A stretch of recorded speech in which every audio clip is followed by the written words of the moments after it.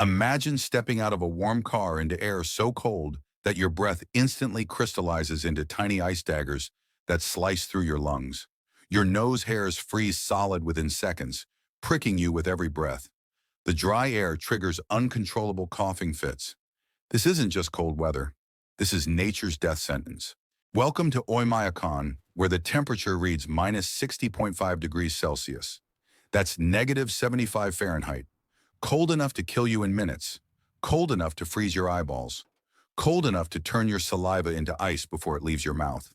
My name is on the documentary team that just arrived at 2 in the morning at what scientists call the coldest permanently inhabited place on Earth. 800 people somehow call this frozen wasteland home. 800 souls who wake up every day knowing that stepping outside could be their last mistake. But here's what's truly terrifying. It's only going to get colder. Right now, as I speak to you through chattering teeth, ice crystals are already forming on my eyelashes. My skin feels like it's being stabbed by thousands of tiny needles. The cameraman next to me, his upper lip is already covered in frozen droplets. We've been outside for exactly 12 minutes, and I can feel my nose starting to lose sensation. You see, in most places on Earth, 10 minutes outside is nothing. Here in Oymyakon, 10 minutes outside is a countdown to permanent disfigurement. 15 minutes and tissue begins to die. 20 minutes and you're looking at amputation. 30 minutes and your family's planning a funeral. The village feels completely abandoned, like a ghost town frozen in time. Street after empty street with no signs of human life. Because here's the thing about surviving in minus 70 degrees. You don't go outside unless you absolutely have to. Every journey outside is calculated. Every breath of air is precious. Every second counts. To even stand here talking to you right now, I'm wearing more than 20 layers of clothing weighing nearly 14 kilograms.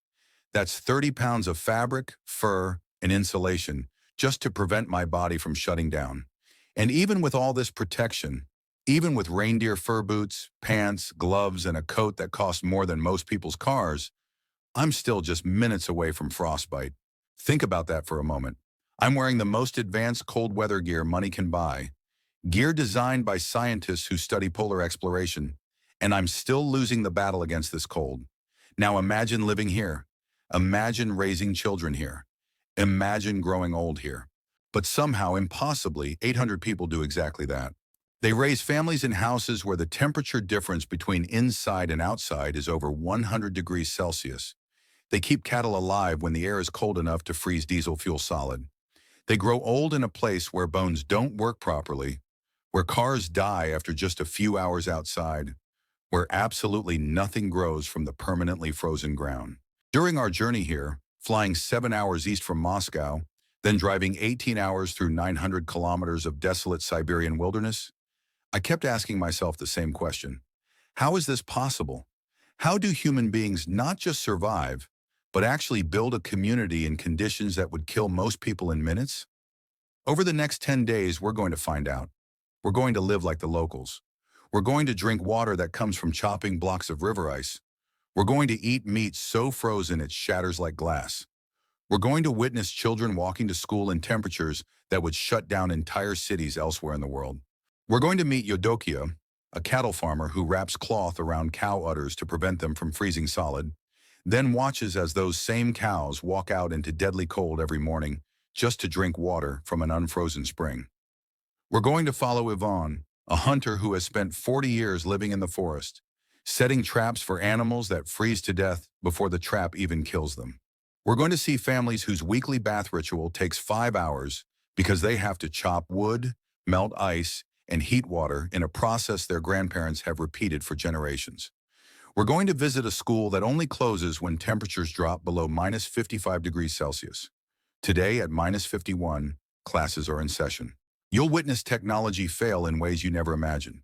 Car tires that turn solid as rocks, camera equipment that stops working mid-shot, diesel fuel that becomes too thick to flow, metal that becomes so brittle it snaps like twigs. But you'll also see the most incredible human adaptation on Earth. You'll see children who consider minus 40 a warm day. You'll see horses that have evolved to survive minus 70 without shelter. You'll see hunting techniques passed down through generations, where reading animal tracks in snow becomes a matter of life and death. You'll discover the shamanic wisdom that guides these people, ancient beliefs that teach harmony with nature rather than fighting against it. You'll learn why they never try to conquer the cold, but instead respect it, work with it, and somehow find ways to thrive within its deadly embrace. And here's what we discovered that shocked us most. The temperature we're experiencing right now, this minus 60 that's already causing frostbite on our film crew, this isn't even the worst it gets. During the depths of winter, Oymyakon regularly reaches minus 71 degrees Celsius. That's minus 96 Fahrenheit. Temperatures so extreme that the air itself becomes dangerous to breathe. I have to go inside now. My nose is turning white, which means tissue death has begun. If I stay out here just 5 more minutes, I'll suffer permanent damage. But the people of Oymyakon, they've found ways to live full lives in these conditions. They fall in love, raise families, pursue dreams, and find joy in a place where nature itself seems determined to kill them. How do they do it? What secrets have they discovered that the rest of the world doesn't know? And what can their incredible story teach us about the limits of human endurance and adaptation? Stay with us as we uncover the most extreme survival story on Earth, in the coldest village where simply being alive is an act of daily heroism. Part 2, The Secrets of Survival. 7 layers between life and death. The moment we stepped inside that first house in Oymyakon, the contrast was so dramatic it felt like entering another dimension. Outside, the air was trying to kill us with every breath. Inside, children were playing in their underwear. The temperature difference was over 100 degrees Celsius. 100 degrees. That is the difference between boiling water and a comfortable room temperature. But this was not magic. This was engineering born from desperation, refined over generations, and perfected through the simple reality that failure means death. Nikolai, our host for the next few days, unwrapped the thick wool scarf from around his face and stomped the ice off his boots in what he called the death room. That is not its official name, but that is what it might as well be called. This entrance room, about 3 meters by 2 meters, is intentionally left unheated. The walls are covered in a thick layer of ice and snow. Icicles hang from the ceiling like frozen stalactites in a cave. The temperature in here is only slightly warmer than outside, maybe minus 40 instead of minus 60. This room saves our lives every day, Nikolai explained, his breath still visible in the frigid air. If we opened the door directly into the warm house, all that heat would escape in seconds. The house would become uninhabitable within hours. Everyone inside would freeze to death. He pointed to shelves lined with what looked like blocks of concrete. This is our natural refrigerator. Frozen milk, frozen meat, frozen vegetables we bought last summer from traders. Nothing ever spoils here. Nothing ever goes bad. The cold preserves everything perfectly. The frozen milk looked like white bricks. The meat was harder than stone. Nikolai picked up what used to be a tomato and tapped it against the wall. It made a sound like hitting concrete with a hammer. This tomato has been frozen since August. When we thaw it, it will taste exactly the same as the day we bought it. The cold does not just threaten us here. We use it. We make it work for us. But the real miracle was what happened when we passed through the second door into the main house. The temperature jumped from minus 40 to plus 25 Celsius in the span of a single step. Plus 25. Warmer than most homes in Europe during winter. Children were running around in light clothing. An elderly grandmother was knitting in a thin sweater. A baby was crawling across the floor in just a diaper. How is this possible, I asked, still struggling to process the dramatic change. Nikolai smiled and began what would become the most fascinating engineering lesson of my life. Come, I will show you the secret. But first, you must understand something.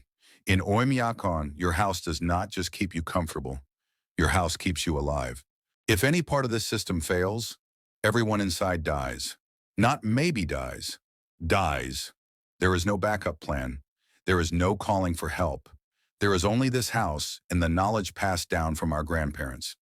He led us through rooms that felt impossibly warm and cozy, given what we had just experienced outside. The walls were covered in cheerful wallpaper. Family photos hung in frames. A television played cartoons for the children. It looked like any normal home anywhere in the world, except for one crucial detail: thick pipes running along the baseboards of every single room. These pipes carry the most precious thing in our village, Nikolai said, placing his hand on one of them. Hot water from our central boiler. Without this water flowing through these pipes, this house becomes a tomb. The central heating system of Oymyakon is unlike anything you will find anywhere else on Earth. A single massive coal-powered boiler, located in the center of the village, burns continuously, 24 hours a day, 7 days a week, 12 months a year. It has not been turned off once in over 30 years. It cannot be turned off. The moment that boiler stops working, 800 people begin dying. The boiler is our heart, Nikolai explained, and these pipes are our arteries. Hot water flows from the boiler through underground pipes to every house in the village. The water circulates through our homes, giving us heat, then returns to the boiler to be reheated. It is a closed loop that keeps us all alive. But the pipes are only the beginning. What really makes survival possible is the construction of the houses themselves. Nikolai took us into his basement to show us the foundation, and what I saw there was nothing short of architectural genius adapted for the most extreme conditions on Earth. You cannot build a house here the same way you build a house in Moscow, he said, shining a flashlight on the massive wooden beams beneath the floor. The ground here is permafrost, permanently frozen earth that goes down hundreds of meters. It never thaws. Never. If you try to dig into it, if you try to pour a concrete foundation like in normal places, the ground will shift and destroy your house. Instead, thick wooden beams are laid directly on top of the frozen ground, creating a flat, stable base. These beams are treated with special preservatives that prevent them from rotting in the extreme cold. On top of these beams, the main logs of the house are carefully fitted together, using traditional joinery techniques that allow the wood to expand and contract with temperature changes without breaking apart. But even this foundation is not enough. Between the wooden base and the actual living space, there is a subfloor that is 30 centimeters thick. 30 centimeters of insulation, creating a buffer zone between the frozen earth and the warm house above. Feel this, Nikolai said, pressing my hand against the subfloor. Even through my thick gloves, I could feel that it was noticeably warmer than the basement air. This space is carefully designed to trap warm air and prevent the cold from seeping up from the ground. Above the subfloor, another layer of insulation, then the actual floorboards where the family lives. But what really amazed me was when Nikolai took us outside to show us the walls.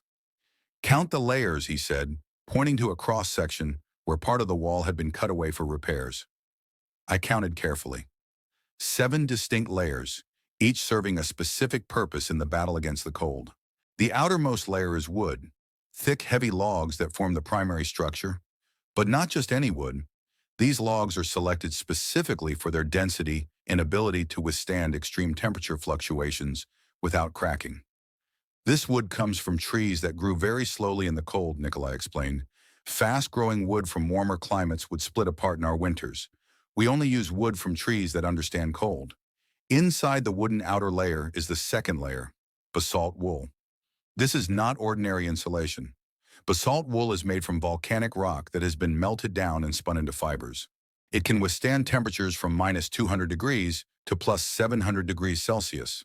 More importantly, it does not compress over time, maintaining its insulating properties even after decades of extreme cold.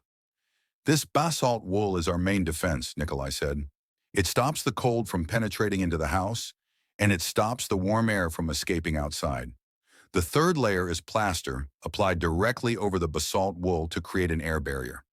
Then comes the fourth layer, a mesh that reinforces the structure and prevents cracking. The fifth layer is foam insulation, providing additional protection against thermal bridging. The sixth layer is another coating of plaster, smooth and even, creating the base for the final layer. The seventh and innermost layer is wooden paneling, creating the interior walls that the family sees and lives with every day. 7 layers, Nikolai said with pride, each one essential. Remove any one of these layers and the house fails. People die. But even 7 layers of walls are not enough. The windows require their own special engineering. Triple glazed windows with 3 separate panes of glass, each one creating an insulating air pocket. The frames are made from specially treated wood that will not warp in extreme cold, and they are installed with extra insulation around the edges to prevent any air leaks. A single crack around a window, even a crack you cannot see, will let in enough cold air to make a room uninhabitable, Nikolai explained. We check every window, every seal, every joint twice a year. Our lives depend on it. The roof construction is equally impressive. The attic is insulated with a mixture of sawdust and soil, creating a thick barrier that prevents heat from escaping upward. The sawdust provides insulation, while the soil adds thermal mass that helps stabilize temperature fluctuations. Our grandparents discovered that sawdust and soil together work better than any modern insulation, Nikolai said. The sawdust traps air and the soil stores heat. Together, they create a barrier that keeps our warm air inside even when it is -70 outside. But perhaps the most ingenious aspect of the house design is the heating system itself. The pipes carrying hot water from the central boiler do not just run along the baseboards. They are integrated into the structure of the house in a carefully planned network that ensures even heat distribution. Look carefully, Nikolai said, showing us how the pipes snake through the walls, under the floors, and even up into the ceiling in some areas. The hot water does not just warm the air, it warms the structure itself. The walls, the floors, the ceiling, everything becomes a radiator. This radiant heating system is incredibly efficient because it heats objects and surfaces, not just air. Air can escape when doors open, but heated walls and floors continue to radiate warmth for hours. When my grandfather built this house, he did not have engineering degrees or computer models, Nikolai told us as we sat in his living room. He sat warm and comfortable while the deadly cold raged just meters away outside. But he understood something that modern people sometimes forget. When your survival depends on something, you do not make it complicated. You make it reliable. The heating system has redundancy built in. If one section of pipe develops problems, the water can be rerouted through backup channels. If the main boiler needs maintenance, there are auxiliary heating units that can keep essential buildings warm for short periods. But make no mistake, Nikolai added seriously, these backup systems are only for emergencies. They cannot sustain the whole village for long. The central boiler is our lifeline. When it works, we live. When it fails, we die. It is that simple. As if to emphasize this point, we could hear the constant, rhythmic sound of the boiler working somewhere in the distance. Not loud, but present, like a heartbeat, the sound of survival. You will hear that sound every moment you are in Oymyakon, Nikolai said. Day and night, summer and winter. It never stops, and we never want it to stop. That sound means we are alive. The children in the house, I noticed, paid no attention to the sound. For them, it was simply part of life, like the sound of their own heartbeat. But for us, visitors from a world where heating systems are taken for granted, it was a constant reminder of how precarious life could be. That evening, as we prepared for our first night in Oymyakon, Nikolai gave us a final lesson in house survival. Tonight you will sleep in the warmest, safest place in our village, he said. But you must understand the rules. Never ever open a window at night. Never leave an exterior door open for more than a few seconds. Never adjust the heating pipes. These are not suggestions. These are the laws of survival. As we settled into our beds, surrounded by 7 layers of protection from the killer cold outside, I reflected on what we had learned. In most places in the world, a house is shelter. Here in Oymyakon, a house is a life support system. Every beam, every layer of insulation, every pipe carrying hot water is the difference between life and death. And tomorrow we would learn what happens when this life support system is tested to its absolute limits. When the temperature drops even further and every flaw in design or construction becomes a potential death sentence. The sound of the central boiler continued through the night, that steady mechanical heartbeat that keeps 800 people alive in the coldest inhabited place on Earth. But there is something else about these houses that makes them truly remarkable.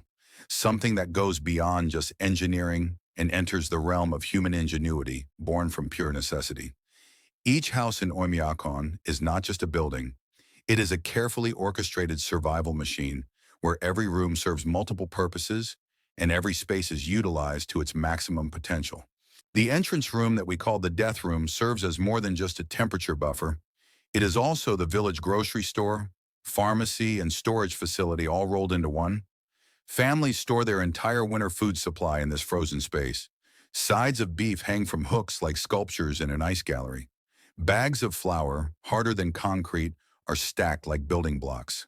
Fish caught months ago lie preserved in natural ice, as fresh as the day they were pulled from the river. This is not just convenient, it is essential. There are no grocery stores in Oymyakon. No delivery trucks brave the winter roads. No supply chains function when the temperature drops below -50. Every family must have enough food stored to last through the entire winter, and the entrance room makes this possible. But the frozen storage area serves another crucial purpose that outsiders often miss. It provides psychological comfort in a place where survival is never guaranteed. Knowing that you have months of food preserved just steps away from your warm living space gives families the confidence to endure the worst storms, the coldest nights, and the inevitable equipment failures that are part of life in Oymyakon. When the wind howls and the temperature drops to -70, when the world outside becomes truly uninhabitable, families can look at their frozen storehouse and know they will survive. The main living areas of the houses reveal even more ingenious adaptations. Every room is designed with multiple heating zones, so families can close off unused areas during the coldest periods and concentrate their heating in essential spaces. The kitchen, for example, is always located at the center of the house, where the heat from cooking can help warm the entire structure. Stoves are not just for cooking, they are auxiliary heating systems that provide backup warmth and a place to melt ice for water. Bedrooms are kept smaller than in warmer climates, making them easier to heat and allowing body heat to contribute more significantly to room temperature. Living rooms often feature thick carpets and heavy curtains that provide additional insulation and help trap warm air near the floor where people spend most of their time. But perhaps the most remarkable feature of these houses is their ability to maintain warmth even during power outages or heating system failures. The thermal mass created by the thick walls, floors, and ceilings means that once heated, the structure itself becomes a giant radiator that continues to provide warmth for many hours, even without active heating. This thermal inertia has saved countless lives during emergency situations when the central boiler experienced problems or when individual houses lost their connection to the main heating system. The houses also feature ingenious air circulation systems that ensure heated air reaches every corner while preventing cold air from creating drafts or cold spots. Carefully placed vents and air channels create gentle circulation patterns that move warm air through the house without creating uncomfortable drafts. These systems work without electricity, relying instead on natural convection and carefully designed airflow patterns that have been refined over generations. Every house also includes what locals call the warm room, a small, heavily insulated space that can be heated quickly and efficiently during emergencies. This room typically contains emergency supplies, backup heating equipment, and sleeping arrangements for the entire family. If the main heating system fails or if temperatures drop to truly dangerous levels, the entire family can retreat to this space and survive for days or even weeks while repairs are made or extreme weather passes.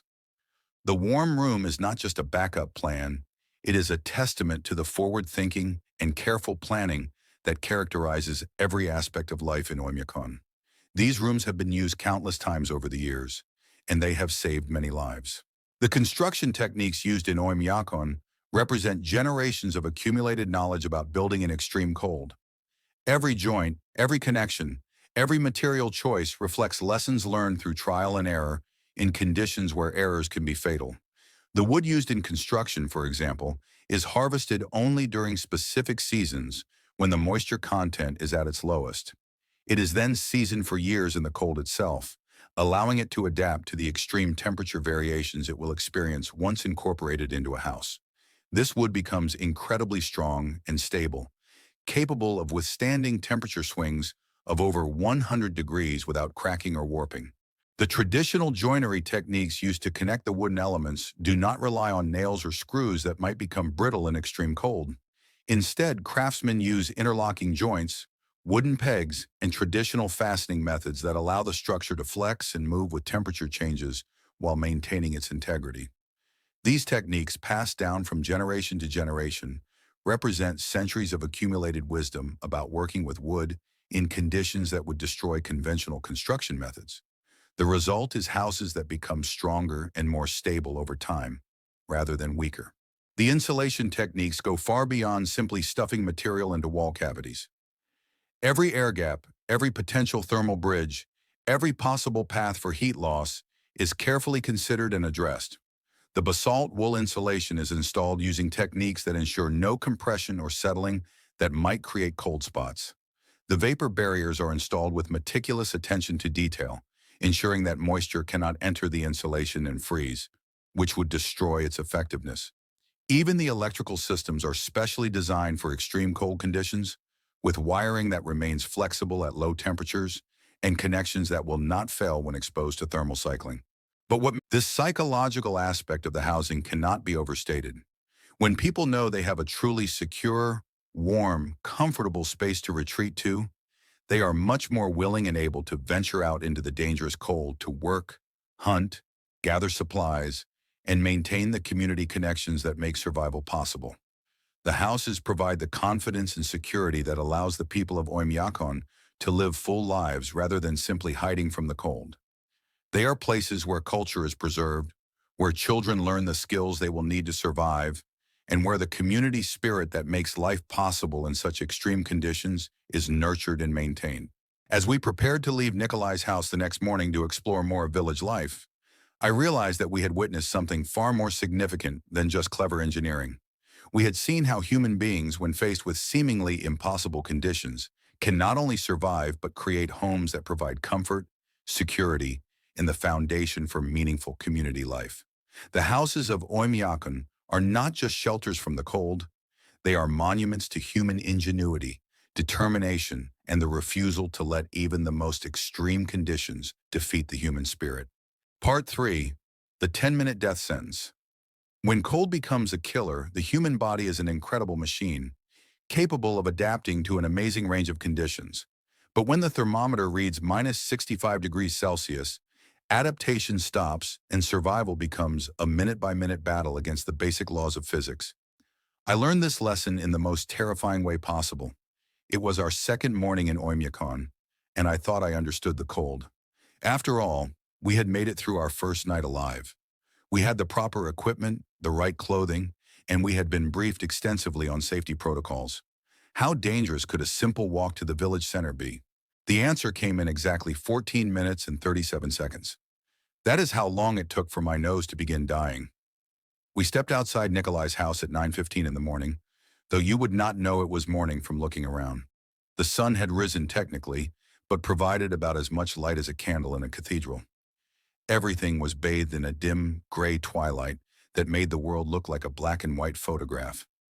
The cold hit differently this morning. Not just the immediate shock of extreme temperature that we had experienced before, but something deeper. Something that seemed to penetrate through all our layers of protection and go straight to our bones. The thermometer read minus 65 degrees Celsius, 5 degrees colder than our arrival night. Just 5 degrees, I thought to myself. How much difference could 5 degrees make? I was about to find out. We began walking toward the village center, where we planned to film the central boiler that keeps everyone alive. It should have been a simple 15-minute walk. Our cameraman, Dmitry, was filming as we walked, capturing our conversation about the architecture we had learned about the day before. Everything seemed normal. Then at exactly the 10-minute mark, I felt something strange happening to my face. It started as a tingling sensation around my nostrils, like when your foot falls asleep. Nothing alarming, just a mild numbness that I assumed was normal for this kind of extreme cold. I mentioned it to Dmitry, and he laughed. "Welcome to Siberia," he said through his thick scarf. "That is just your face getting used to the cold." But the tingling was getting worse, and it was spreading. By minute 12, I could no longer feel my nose at all. Not just numb, but completely absent, as if that part of my face had simply disappeared. I reached up with my gloved hand to touch it and felt nothing. My fingers, even through thick gloves, registered contact with something hard and cold. But my nose sent no sensation to my brain. It was as if that part of my body had been amputated without my knowledge. This is when I started to panic. Not the obvious, screaming kind of panic, but the deep, cold fear that comes when you realize something is very, very wrong. I called out to Dmitry, who was a few steps ahead of me, focused on his camera work. "Dmitry, something is wrong with my nose. I cannot feel it anymore." He turned around, and I will never forget the expression on his face when he saw me. His eyes went wide with immediate alarm, and he dropped his camera. "Your nose is completely white," he said, rushing toward me. "We need to get inside right now." White. That single word hit me like a physical blow. I knew enough about cold injuries to understand what white meant. White meant that blood was no longer flowing to the tissue. White meant that cells were beginning to die. White meant frostbite, and if we did not act immediately, white meant permanent damage that could require amputation. But we were still 8 minutes from the nearest building, and those 8 minutes suddenly seemed like an impossible distance. Every step we took, I could feel the cold working deeper into my face, spreading its destructive work beyond just my nose. The skin around my nostrils was beginning to feel strange, not numb, but somehow tight and artificial, like a mask that did not quite fit properly. This is the insidious nature of serious cold injury. It does not announce itself with obvious pain or dramatic symptoms. It creeps in quietly, stealing sensation and destroying tissue while you are distracted by other things. By the time you realize what is happening, the damage is often already done. As we hurried towards shelter, Dmitri explained what was happening to my body. When the temperature drops below -50, your body begins making increasingly desperate attempts to preserve core temperature and protect vital organs. Blood vessels in your extremities begin constricting, reducing blood flow to your hands, feet, and face. This is a survival mechanism designed to keep your heart, lungs, and brain functioning, even if it means sacrificing less essential body parts. At first, this vasoconstriction just causes numbness and reduced dexterity. Your fingers become clumsy, your toes start to ache, and your face feels tight and uncomfortable. But as the cold continues its assault, the blood vessels constrict further and further. Eventually, they constrict so much that blood flow to the affected area stops entirely. When blood stops flowing to tissue, several things happen very quickly. First, the cells in that tissue stop receiving oxygen and nutrients. Second, waste products begin accumulating because they cannot be carried away by the bloodstream. Third, and most dangerously, the water inside the cells begins to freeze. When water freezes, it expands, and when it expands inside a living cell, it destroys the cell wall. Once cell walls are destroyed, the cell dies, and dead cells cannot be repaired or regenerated. This is what frostbite really is: the death of living tissue caused by freezing. In mild cases, only the skin is affected, and recovery is possible. In severe cases, the freezing extends deep into the tissue, destroying muscles, nerves, and even bone.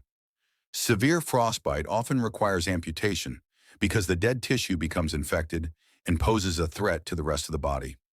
The most frightening aspect of this process is how quickly it can happen. In extreme cold like we were experiencing, exposed skin can develop frostbite in as little as 5 minutes.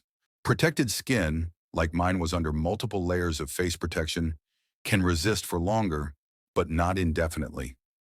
The cold had found a small gap in my protection, perhaps where my scarf did not quite meet my goggles, and had been steadily working its way into my flesh for the entire time we had been outside. We finally reached the community center, and Dmitri practically dragged me inside. The building was blessedly warm, heated by the same central boiler system that kept all the houses habitable. But getting inside was only the first step in treating my injury. The next few minutes would be crucial in determining whether my nose would survive intact.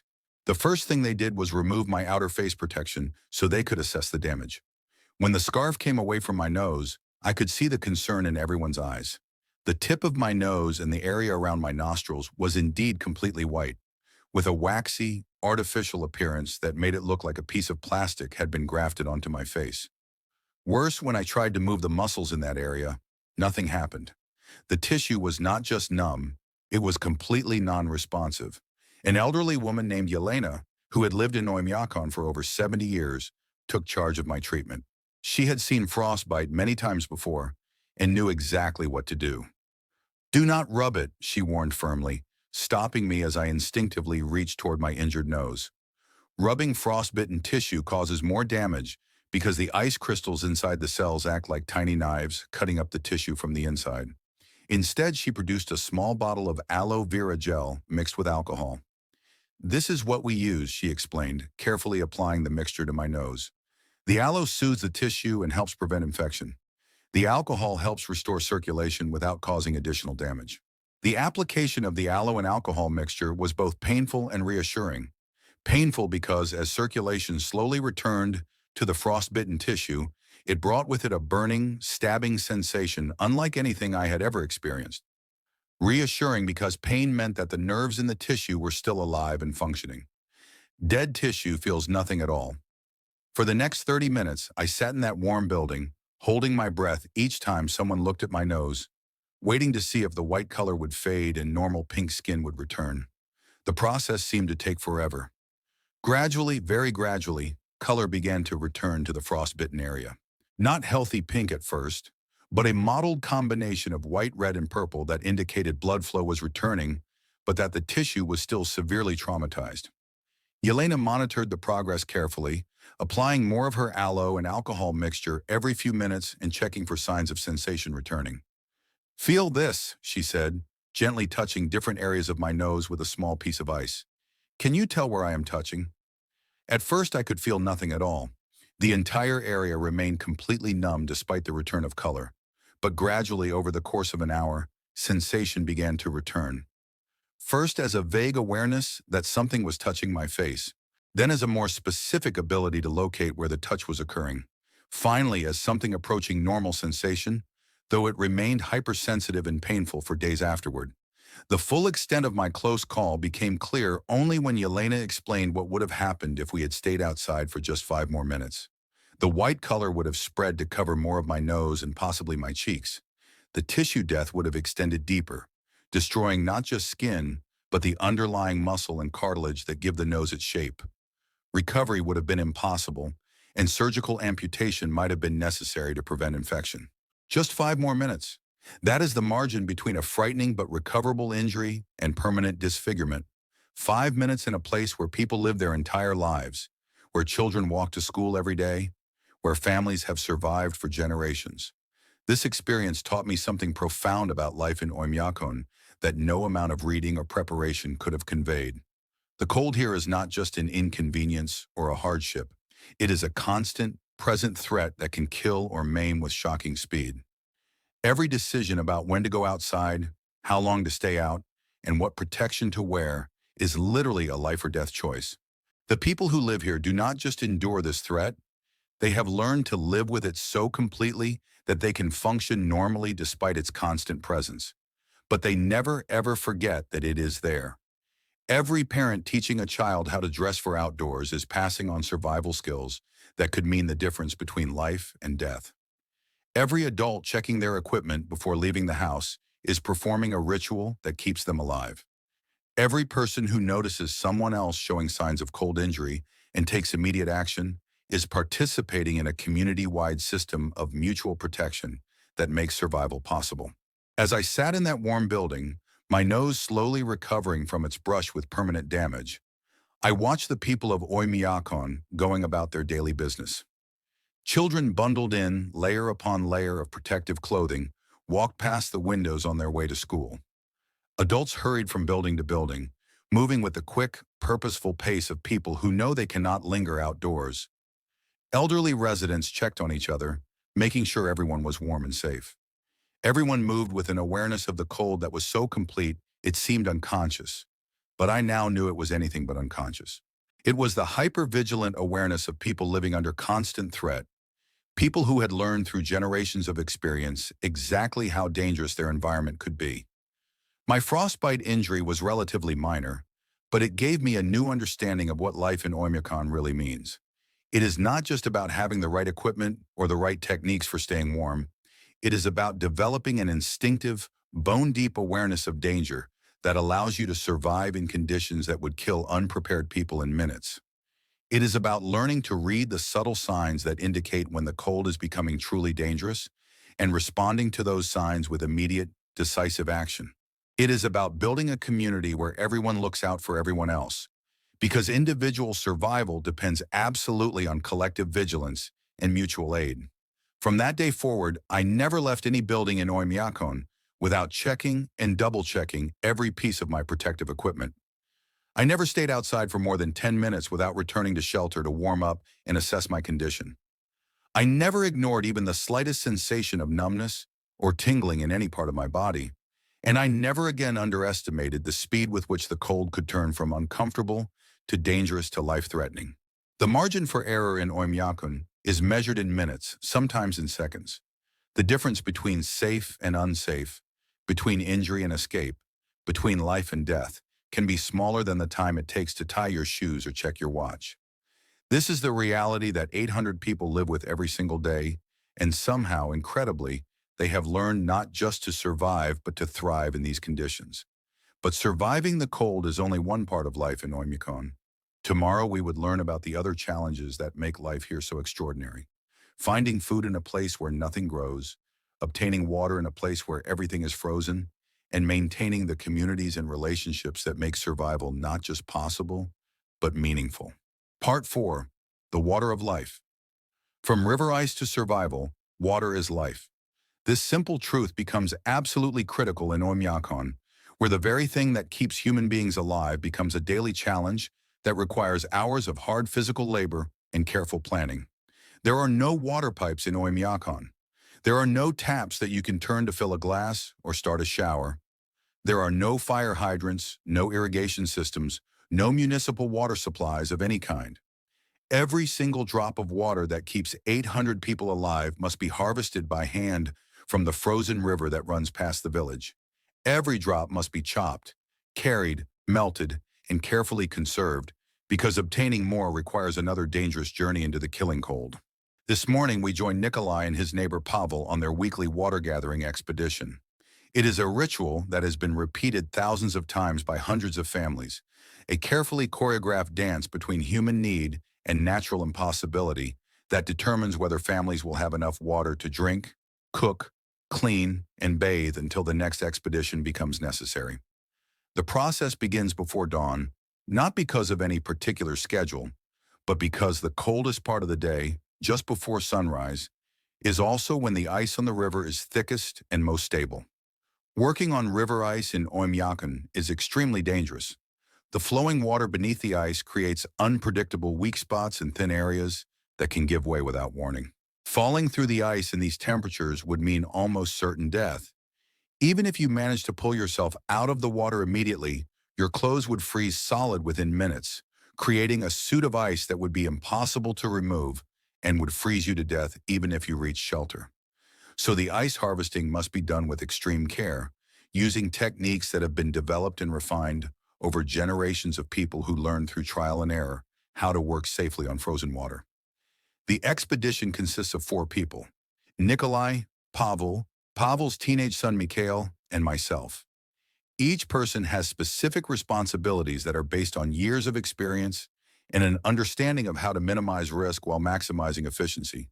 Nikolai, as the most experienced, serves as the safety monitor and final decision maker about where and how to work. Pavel, who has the strongest back and arms, does most of the heavy cutting and lifting. Mikhail, who is young and agile, handles the more dangerous tasks like testing ice thickness and maneuvering on unstable surfaces. My job, as the newcomer, is to stay out of the way, follow instructions exactly, and learn by watching. We gather our equipment before leaving the warmth of Nikolai's house. The tools required for ice harvesting are simple but essential: a long-handled chisel for breaking through the initial ice layer, a 2-person cross-cut saw for cutting large blocks, heavy ropes for hauling blocks out of the water, a wooden sled for transportation, and long poles for testing ice thickness and fishing blocks out of the river. Each tool is carefully maintained and checked before every expedition because equipment failure on the ice could be fatal. The walk to the river takes 15 minutes, which means we are already approaching the safe limit for time outdoors before we even begin the actual work. But there is no choice. The river is where it is, and the water is where we must go to get it. The landscape between the village and the river is a stark, white expanse that looks deceptively peaceful, but hides numerous dangers. Hidden crevices in the snow can trap an unwary walker. Patches of ice created by underground springs can create slippery conditions that send people tumbling. Wind can pick up without warning, driving the already dangerous temperature even lower. As we walk, Nikolai points out landmarks and hazards that are invisible to inexperienced eyes but crucial for safe navigation. That depression in the snow marks where a stream flows beneath the surface. Walking there risks breaking through into flowing water that would soak your boots and freeze them solid within minutes. That area where the snow looks smooth and undisturbed actually conceals a pile of fallen trees that could cause serious injury if someone fell into them. The darker patch ahead indicates where wind has scoured away the insulating snow cover, exposing the ground to deeper freezing that makes the surface unstable and treacherous. When we reach the river, the sight is both beautiful and intimidating. The water has been frozen for months, creating a thick layer of ice that extends as far as we can see in both directions. But this is not the smooth, clear ice you might see on a skating rink. This is wild ice formed by water that was moving and churning when it froze, creating a surface that is bumpy, uneven, and filled with stress fractures and weak spots that make every step potentially dangerous. The ice varies in thickness from less than 10 centimeters in some areas to more than a meter in others, and determining which areas are safe to work on requires experience and careful testing. Nikolai begins the process by walking slowly along the riverbank, using a long pole to probe the ice thickness every few steps. The pole makes different sounds when it strikes ice of different thicknesses. A solid thunk indicates thick, strong ice that can support the weight of people and equipment. A hollow sound warns of thinner ice that might be dangerous. A splash means the pole has gone through the ice entirely, marking an area that must be avoided completely. This testing process takes nearly 30 minutes, but it is time that cannot be rushed because choosing the wrong work area could result in someone falling through the ice and dying. Once Nikolai has identified a safe working area, the actual ice cutting begins. Pavel uses the long-handled chisel to break through the top layer of ice, which is often the hardest and most resistant to cutting. The sound of metal striking ice echoes across the frozen landscape like gunshots, a rhythmic percussion that will continue for the next several hours.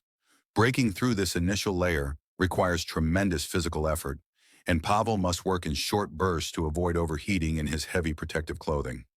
Overheating while working in extreme cold creates its own dangers, as sweat can freeze against the skin and cause rapid heat loss once physical activity stops.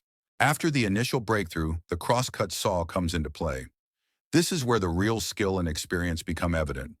Pavel and Mikhail work together with the two-person saw, cutting straight, clean lines that will define the blocks of ice they will harvest.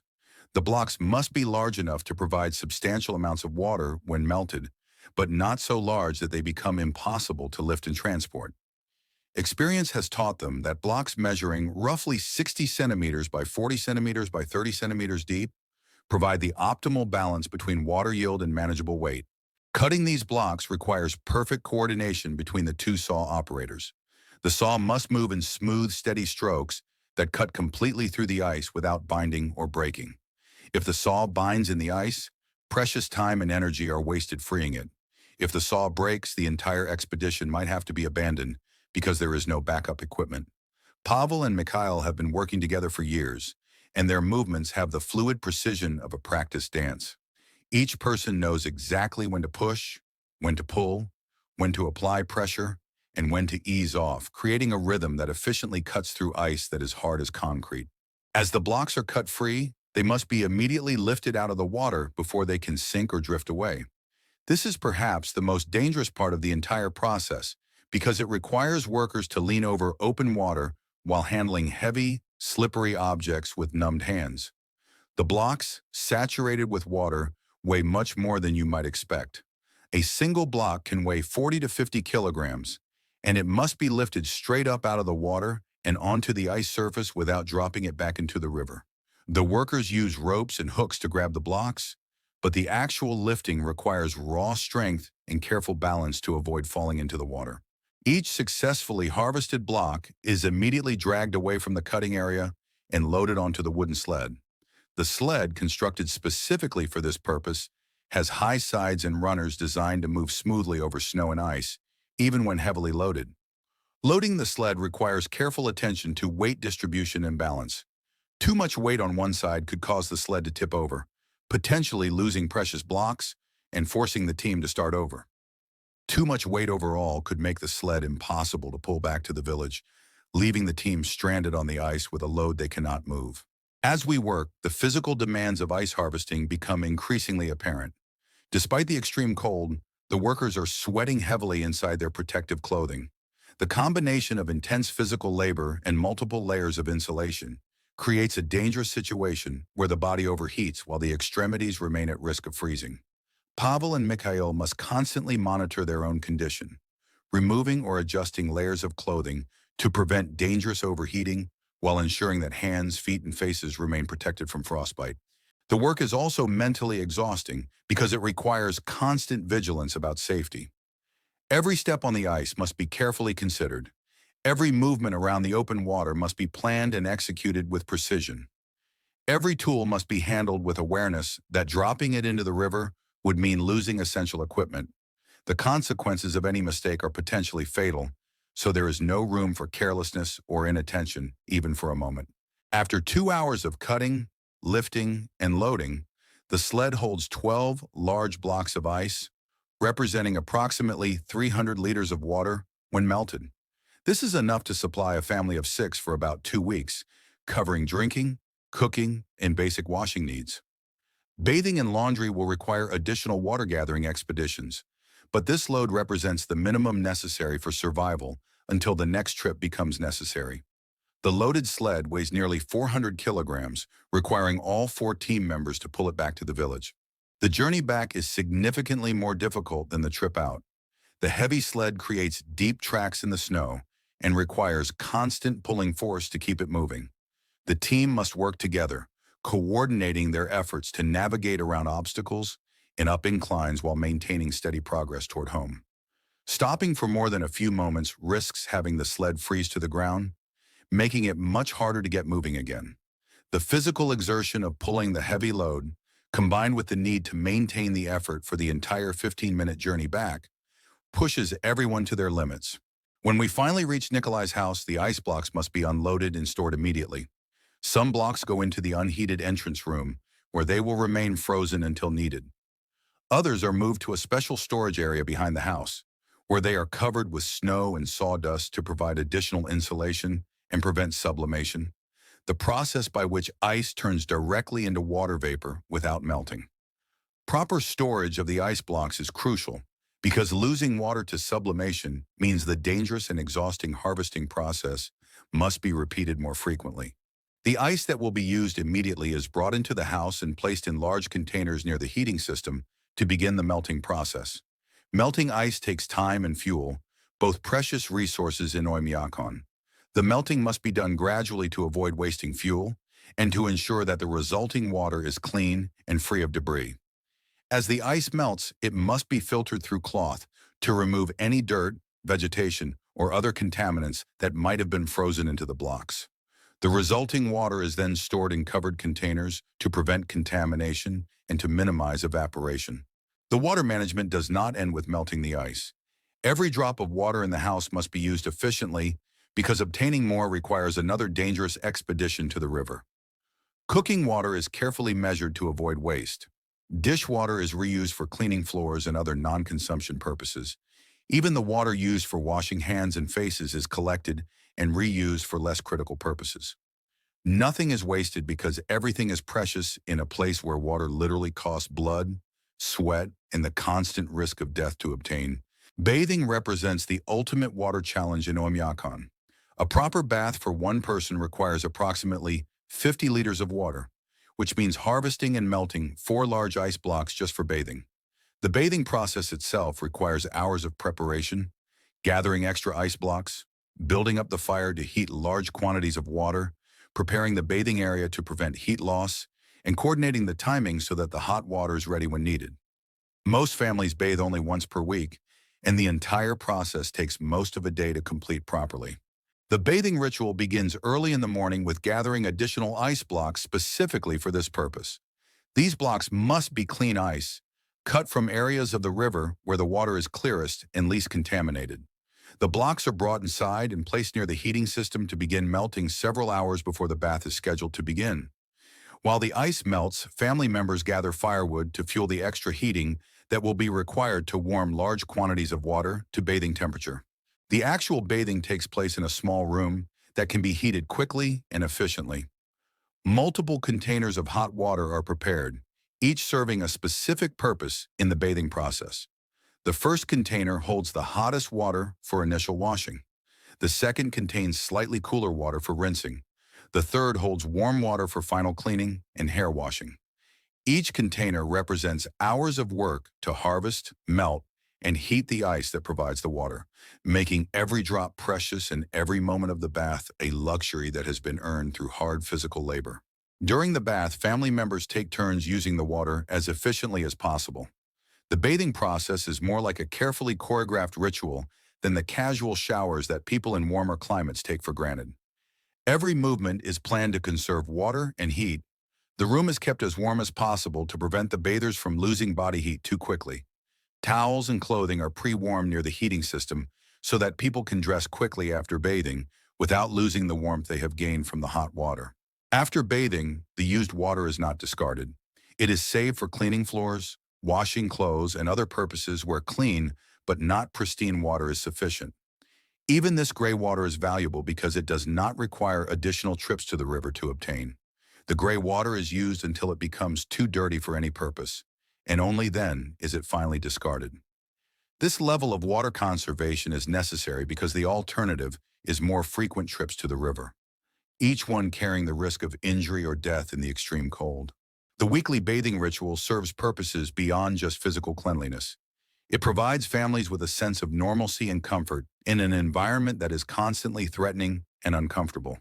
The warm water, the heated room, and the temporary escape from the layers of protective clothing required for survival create a brief respite from the harsh realities of life in Oymyakon. Children look forward to bath day as a special time when they can be warm and comfortable without having to worry about the cold. Parents use the bathing ritual as an opportunity to check their children for signs of cold injury or other health problems that might be hidden by the heavy clothing worn most of the time. The water harvesting and management system in Oymyakon represents one of the most challenging aspects of daily survival in the village. It requires physical strength, technical skill, careful planning, and constant vigilance about safety. It consumes enormous amounts of time and energy that could be used for other essential survival activities. It carries significant risks of injury or death every time it is performed. Yet it is absolutely necessary because human beings cannot survive without water, regardless of how difficult and dangerous obtaining that water might be. The people of Oymyakon have developed this system over generations, refining techniques and improving safety measures through experience gained at considerable cost. Every family knows stories of people who were injured or killed while harvesting ice. Every adult has experienced close calls or dangerous situations while working on the frozen river. Yet they continue to perform this essential task because the alternative is death from dehydration, and they have learned to manage the risk well enough that most expeditions are completed successfully. Part 5. The Immortal Beasts. Survival of the Super-Adapted. In a place where human beings can barely survive with the most advanced technology and clothing, where exposed skin freezes in minutes and where simply breathing the air can cause injury, something remarkable lives and thrives. The animals of Oymyakon are not just surviving the extreme cold, they are perfectly adapted to it. They represent millions of years of evolution compressed into living, breathing examples of what is possible when life refuses to surrender to even the most hostile conditions on Earth. These are not ordinary farm animals struggling to endure harsh weather. These are superorganisms that have evolved capabilities that seem to defy the basic laws of biology and physics. This morning we joined Yodokia at her barn, where she cares for a small herd of cattle that should not be able to exist. Yak cattle, native to this region, are living impossibilities that challenge everything you think you know about what animals can endure. These cattle live comfortably in temperatures that would kill tropical animals in minutes. They produce rich, creamy milk with fat content reaching 7 to 8%, almost double that of ordinary dairy cows. They give birth and raise calves in conditions where most livestock would die before reaching maturity. And they do all of this while appearing calm, healthy, and completely untroubled by weather that humans find nearly lethal. The first thing you notice about these cattle is their appearance. They are smaller than conventional dairy cattle, with stocky, compact bodies that minimize surface area exposed to the cold. Their legs are shorter and thicker than normal cattle, reducing heat loss and providing better stability on icy ground. Their coats are incredibly thick and dense, with multiple layers of hair that create insulating air pockets around their bodies. In winter, the outer layer of their coat becomes so thick that you can bury your entire hand in it without reaching the animal's skin. This natural insulation system is so effective that snow landing on their backs does not melt, indicating that very little body heat is escaping through their fur. But the most remarkable adaptation becomes apparent when you watch these animals in action. Every morning, regardless of temperature, the cattle must leave the relative warmth of their shelter and walk several hundred meters to the river to drink water. This is not a choice or a preference, it is a biological necessity. Cattle must drink large quantities of water daily to maintain their health, and there is no way to bring enough water to them, so they must go to the water. What makes this remarkable is that they make this journey in temperatures that would kill most animals within minutes, and they do it calmly and efficiently, as if taking a pleasant stroll through a meadow. Watching the cattle walk to the river is like witnessing a carefully choreographed survival dance. They move in single file, following a path they have worn through the snow over many trips. Each animal knows exactly where to step to avoid dangerous areas where the snow might be too deep or where ice might be unstable. They move with purpose but not panic, understanding instinctively that wasted energy in these conditions can be fatal. Their breathing creates enormous clouds of steam that freeze instantly into ice crystals, but they show no signs of respiratory distress despite inhaling air that would cause severe damage to human lungs. When they reach the river, the cattle must drink from areas where underground springs keep small sections of water from freezing completely. The water is barely above freezing, probably around 2 or 3 degrees Celsius, but to animals whose internal body temperature is nearly 40 degrees, drinking this water represents a massive thermal shock that would send most creatures into hypothermia. Yet these cattle drink deeply and calmly, their bodies somehow managing the thermal regulation required to maintain core temperature, despite ingesting large quantities of near-freezing liquid. The return journey to the barn provides another opportunity to observe their remarkable adaptations. Within minutes of leaving the river, ice crystals begin forming on their faces and around their mouths from their breath and from water droplets that splash during drinking. Their eyelashes become covered with frost. Their nostrils accumulate ice, yet they show no signs of discomfort or distress. Their bodies are managing heat distribution so efficiently that even their extremities remain functional despite the ice accumulation that would cause frostbite in humans within minutes. Back at the barn, Yodakaya demonstrates another remarkable aspect of cattle management in extreme cold. Before milking, she wraps cloth around each cow's udder to protect the sensitive tissue from freezing. The udders of dairy animals are particularly vulnerable to cold injury because they have extensive blood supply near the surface and relatively little natural insulation.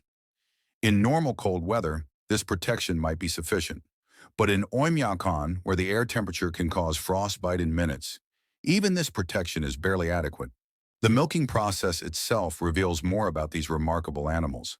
Despite the extreme cold, despite having just walked through temperatures that would kill most creatures, despite having ice crystals formed on their faces and bodies, these cattle produce rich, creamy milk in quantities that would be impressive anywhere in the world. The milk emerges from their bodies at normal mammalian temperature, around 38 degrees Celsius, creating a stark contrast with the surrounding air that is over 100 degrees colder. The warm milk steams dramatically in the cold air, and it must be handled quickly to prevent it from developing ice crystals that would ruin its quality. The composition of this milk tells another part of the adaptation story. The fat content of 7 to 8% is much higher than milk from cattle in temperate climates, which typically ranges from 3 to 4%. This high fat content is not accidental. Fat provides more calories per gram than protein or carbohydrates, making it the most efficient fuel for animals that must maintain high metabolic rates to generate body heat in extreme cold. The cattle are essentially producing concentrated liquid energy that helps both the animals themselves and the humans who depend on them survive in conditions where every calorie counts. But perhaps the most impressive cattle adaptation is behavioral rather than physical. These animals have learned to work together as a herd to maximize survival in extreme conditions. When walking to the river, the strongest animals break trail through deep snow, making the journey easier for smaller or weaker herd members. When resting in the barn, they position themselves to share body heat, with smaller animals often sheltering against larger ones. When grazing during the brief summer months, they work systematically to ensure that the entire herd has access to the best food sources. This cooperative behavior represents learned survival strategies that are passed from older animals to younger ones, creating a culture of survival that transcends individual adaptation. The feed requirements for these cattle represent another adaptation challenge that has been solved through generations of experience. During the long winter months when no fresh vegetation is available, the cattle survive on hay that was cut and stored during the brief summer growing season. But this is not ordinary hay. The vegetation that grows in this region during summer has adapted to the extreme conditions by concentrating nutrients and energy in ways that plants in temperate regions do not. The hay harvested here has higher protein and energy content per kilogram than hay from warmer climates, providing the concentrated nutrition these animals need to maintain their metabolic rates through the winter. Storage of this precious hay requires its own adaptations to local conditions. The hay must be protected from moisture that would cause it to rot, but it also must be prevented from becoming so dry that it loses nutritional value. The storage buildings are designed to provide protection from wind and snow while allowing air circulation that prevents dangerous moisture buildup. The hay is stacked in carefully planned configurations that allow cold air to circulate while preventing heat buildup that might cause spontaneous combustion.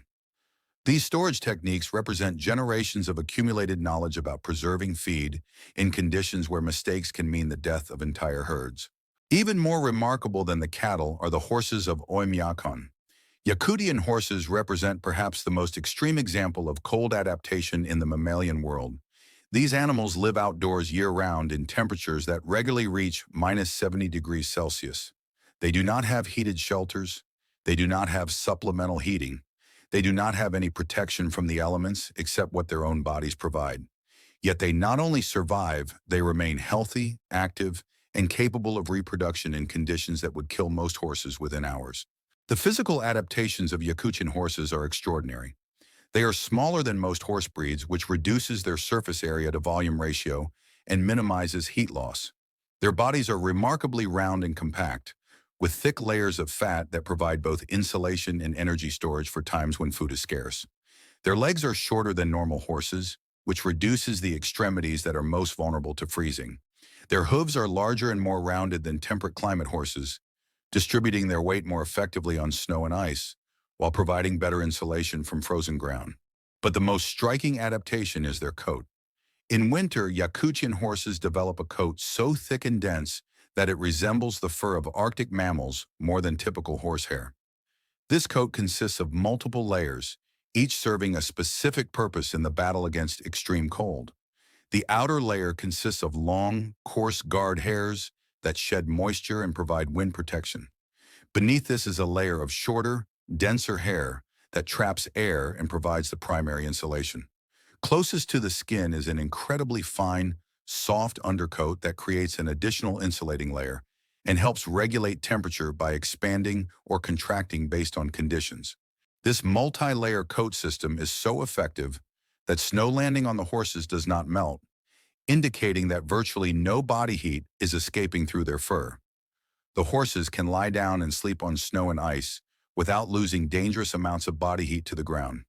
They can stand motionless in howling wind in sub-zero temperatures without shivering or showing signs of distress. Their natural insulation system is more effective than the most advanced synthetic materials designed for Arctic exploration. The behavioral adaptations of these horses are equally impressive. They have learned to use the landscape to their advantage, seeking shelter behind hills and rock formations when wind makes conditions even more dangerous. They have developed grazing strategies that allow them to find food even when snow covers the ground to considerable depths. Using their hooves and muzzles, they can dig through snow up to half a meter deep to reach the dried vegetation beneath. This foraging behavior requires enormous energy expenditure, but their bodies are so efficient at generating and conserving heat that they can afford this energy cost even in extreme cold. During the worst weather, when temperatures drop below -60 degrees and wind makes conditions truly life-threatening, the horses demonstrate remarkable group survival strategies. They huddle together in formations that maximize heat sharing while minimizing exposure to wind. The strongest horses position themselves on the outside of the group, providing wind protection for weaker animals. Pregnant mares and young foals are given priority positions in the center of the group where conditions are most favorable. These behavioral adaptations represent learned survival strategies that are passed down through the herd and refined over generations. The reproduction and child-rearing capabilities of these animals in extreme conditions seem to defy biological possibility. Yakutian horses breed and give birth successfully in temperatures that would kill the newborns of most mammalian species within minutes. The mares have adapted to give birth during the slightly warmer periods of late spring or early summer, but even then temperatures can drop well below freezing. The newborn foals must be able to survive these conditions within hours of birth before they have time to develop the full cold weather adaptations of adult animals. The newborn foals are born with a coat that is already significantly thicker than that of horses in temperate climates, providing immediate protection against cold that would otherwise be fatal. Within hours of birth, they are able to stand, walk, and nurse despite conditions that would immobilize most newborn mammals. Their mother's milk has adapted to provide maximum nutrition and energy, with fat content even higher than that of the cattle, giving the foals the fuel they need to maintain body temperature while their own metabolic systems develop. The cultural and economic importance of these animals to the people of Oymyakon cannot be overstated. The cattle provide milk, meat, and leather that are essential for human survival. The horses provide transportation, meat, and materials for clothing and tools. But beyond their practical contributions, these animals represent something even more important: proof that life can adapt to and thrive in conditions that seem to preclude existence itself. They are living examples of what is possible when evolution is given enough time and pressure to create solutions to seemingly impossible survival challenges. The people of Oymyakon have learned to work with these animals as partners in survival rather than simply as livestock to be managed. The relationship between humans and animals here is one of mutual dependence and respect. The humans provide supplemental food during the harshest periods, protection from predators, and veterinary care when needed. The animals provide milk, meat, transportation, and materials that make human survival possible. This partnership has been refined over generations into a system that allows both species to thrive in conditions where neither could survive alone. Observing these remarkable animals in their natural environment provides profound insights into the possibilities and limits of biological adaptation. They demonstrate that life is far more resilient and adaptable than most people imagine. They show that evolution can find solutions to survival challenges that seem impossible from a human perspective, and they provide inspiration for the human inhabitants of Oymyakon, proving that with proper adaptation, cooperation, and respect for natural systems, life can flourish. Part 6. The Forest Hunter, Master of the Frozen Wilderness. 43-year-old Ivan has spent more than half his life living alone in the Siberian wilderness, in a canvas tent that serves as his home, his shelter, and his base of operations for hunting in the most extreme conditions on Earth. He is not just surviving in the forest around Oymyakon, he is thriving there, using traditional skills and ancient knowledge to extract everything he needs from a landscape that appears completely barren and lifeless to outsiders. Ivan represents the ultimate expression of human adaptation to extreme cold, a living example of how people can not just endure, but master environments that would kill most humans within hours. His tent, set up about half a kilometer beyond the village center where the frozen forest begins, is a marvel of traditional engineering adapted for conditions that would destroy conventional camping equipment within days. The tent itself is made from heavy canvas that has been treated with natural waterproofing compounds derived from animal fat and tree resin. This treatment makes the canvas completely impervious to moisture while maintaining flexibility in extreme cold. The tent is supported by a framework of specially selected wooden poles that remain strong and flexible even when temperatures drop to -70 degrees. The poles are cut from specific types of trees that grow slowly in cold climates, making their wood incredibly dense and resistant to breaking under the stress of extreme temperature fluctuations. The entire structure is anchored to the frozen ground using techniques that Ivan learned from his father and grandfather, techniques that have been refined over generations of people who live this way. Inside the tent, the first thing you notice is the fire. Not a small campfire or a modest heating source, but a substantial fire that burns continuously 24 hours a day throughout the winter months. This fire is Ivan's lifeline, his connection to survival in an environment where failure to maintain heat means death within hours. The fire burns in a specially constructed pit that has been dug down to the permafrost layer and lined with stones that have been carefully selected for their ability to retain and radiate heat. The stones come from a riverbed where they have been smoothed by water action and tested by countless freeze-thaw cycles, ensuring they will not crack or explode when subjected to the intense heat of the fire and the extreme cold of the surrounding air. The fuel for this fire comes entirely from the surrounding forest, but gathering firewood in these conditions requires knowledge and skill that goes far beyond simply collecting fallen branches. Ivan must identify trees that will burn hot and clean, trees that will provide maximum heat output while producing minimal smoke that might give away his location to animals he is hunting. He must select wood that has the right moisture content, dry enough to burn efficiently, but not so dry that it burns too quickly and requires constant replenishment. He must cut and split the wood using tools that remain functional in extreme cold, tools that have been specially maintained and treated to prevent metal from becoming brittle and breaking. The process of maintaining the fire is a constant discipline that shapes every aspect of Ivan's daily routine. He wakes several times during the night to add fuel and adjust the fire to ensure it never dies down to dangerous levels. He plans every hunting expedition around the fire's needs, never staying away longer than the available fuel will last. He has developed an intuitive understanding of how different types of wood burn under various weather conditions, allowing him to predict exactly how much fuel will be needed for any given period and what combination of wood types will provide the most efficient heating. But the fire serves purposes beyond just heating the tent. It is also Ivan's kitchen, his tool workshop, his source of light during the long winter nights, and his communication system for signaling his location to other hunters or villagers who might need to find him.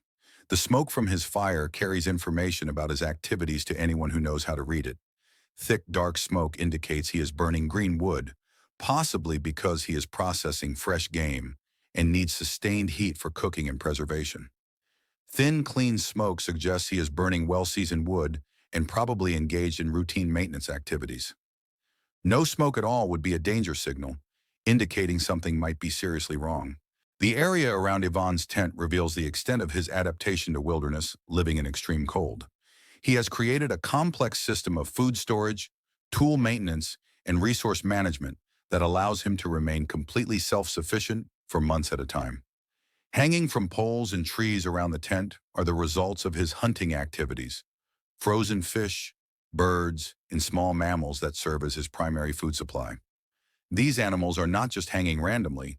They are arranged according to a careful system that takes into account factors like air circulation, protection from scavengers, and ease of access during storms or periods of extreme cold. The fish represent perhaps the most impressive aspect of Ivan's survival skills. In a place where all surface water is frozen solid for most of the year, catching fish requires techniques that border on the impossible. Ivan has identified locations along the river where underground springs create small areas of open water, even in the depths of winter. These spots are often hidden beneath snow and ice, invisible to casual observation, but Ivan can locate them using subtle signs that most people would never notice. Changes in snow texture that indicate moving water beneath, slight variations in ice formation that suggest current flow, animal tracks that lead to hidden water sources. Reaching these fishing spots requires a dangerous journey across unstable ice, carrying equipment through snow that can be waist-deep, and working in conditions where exposed skin freezes within minutes.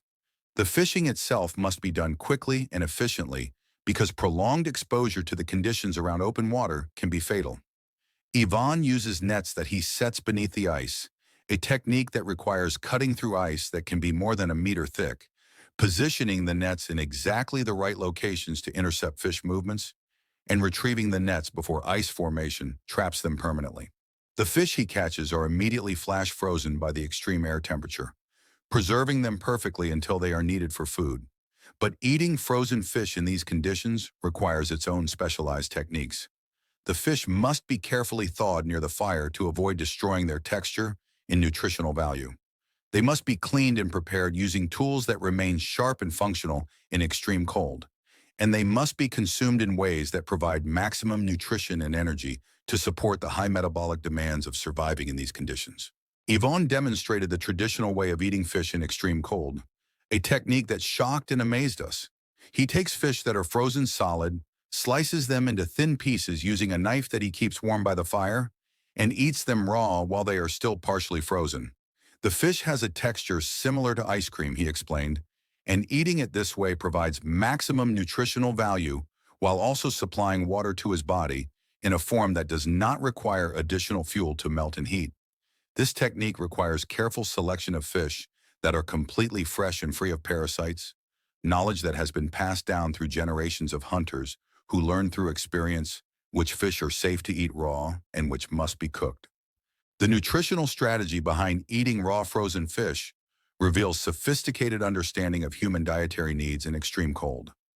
Fish provides high-quality protein and essential fats that are crucial for maintaining metabolic rate and body temperature. The fat content of fish caught in these cold waters is particularly high, providing concentrated energy that helps fuel the body's heating systems.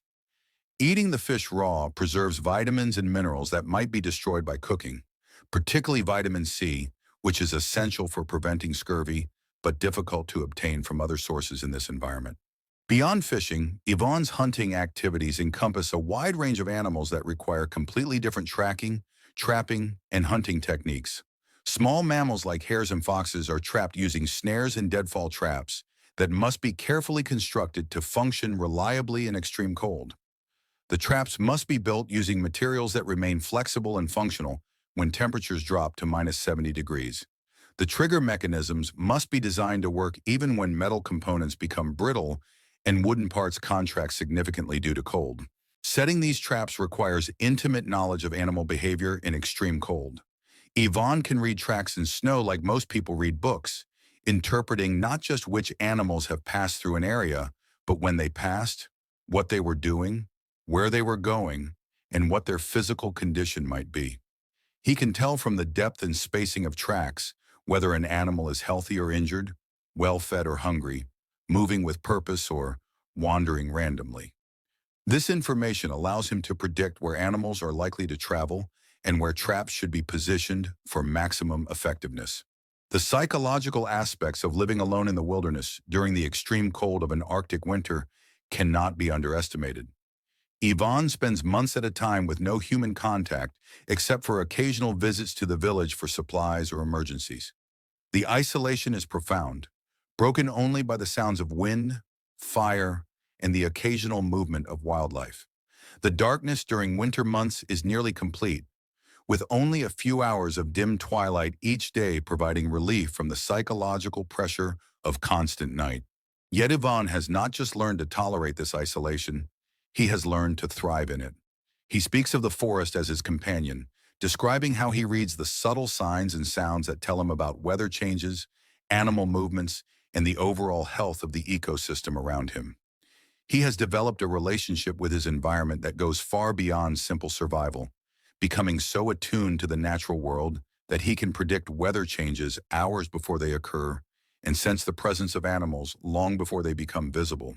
This deep connection with the natural world is rooted in traditional shamanic beliefs that view humans as part of the natural ecosystem rather than separate from it.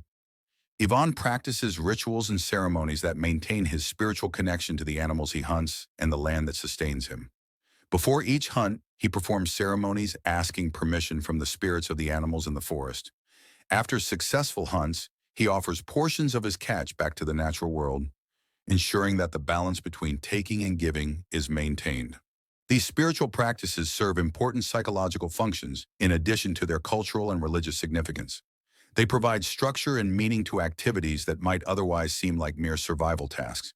They create a sense of connection and purpose that helps combat the isolation and psychological stress of living alone in such extreme conditions.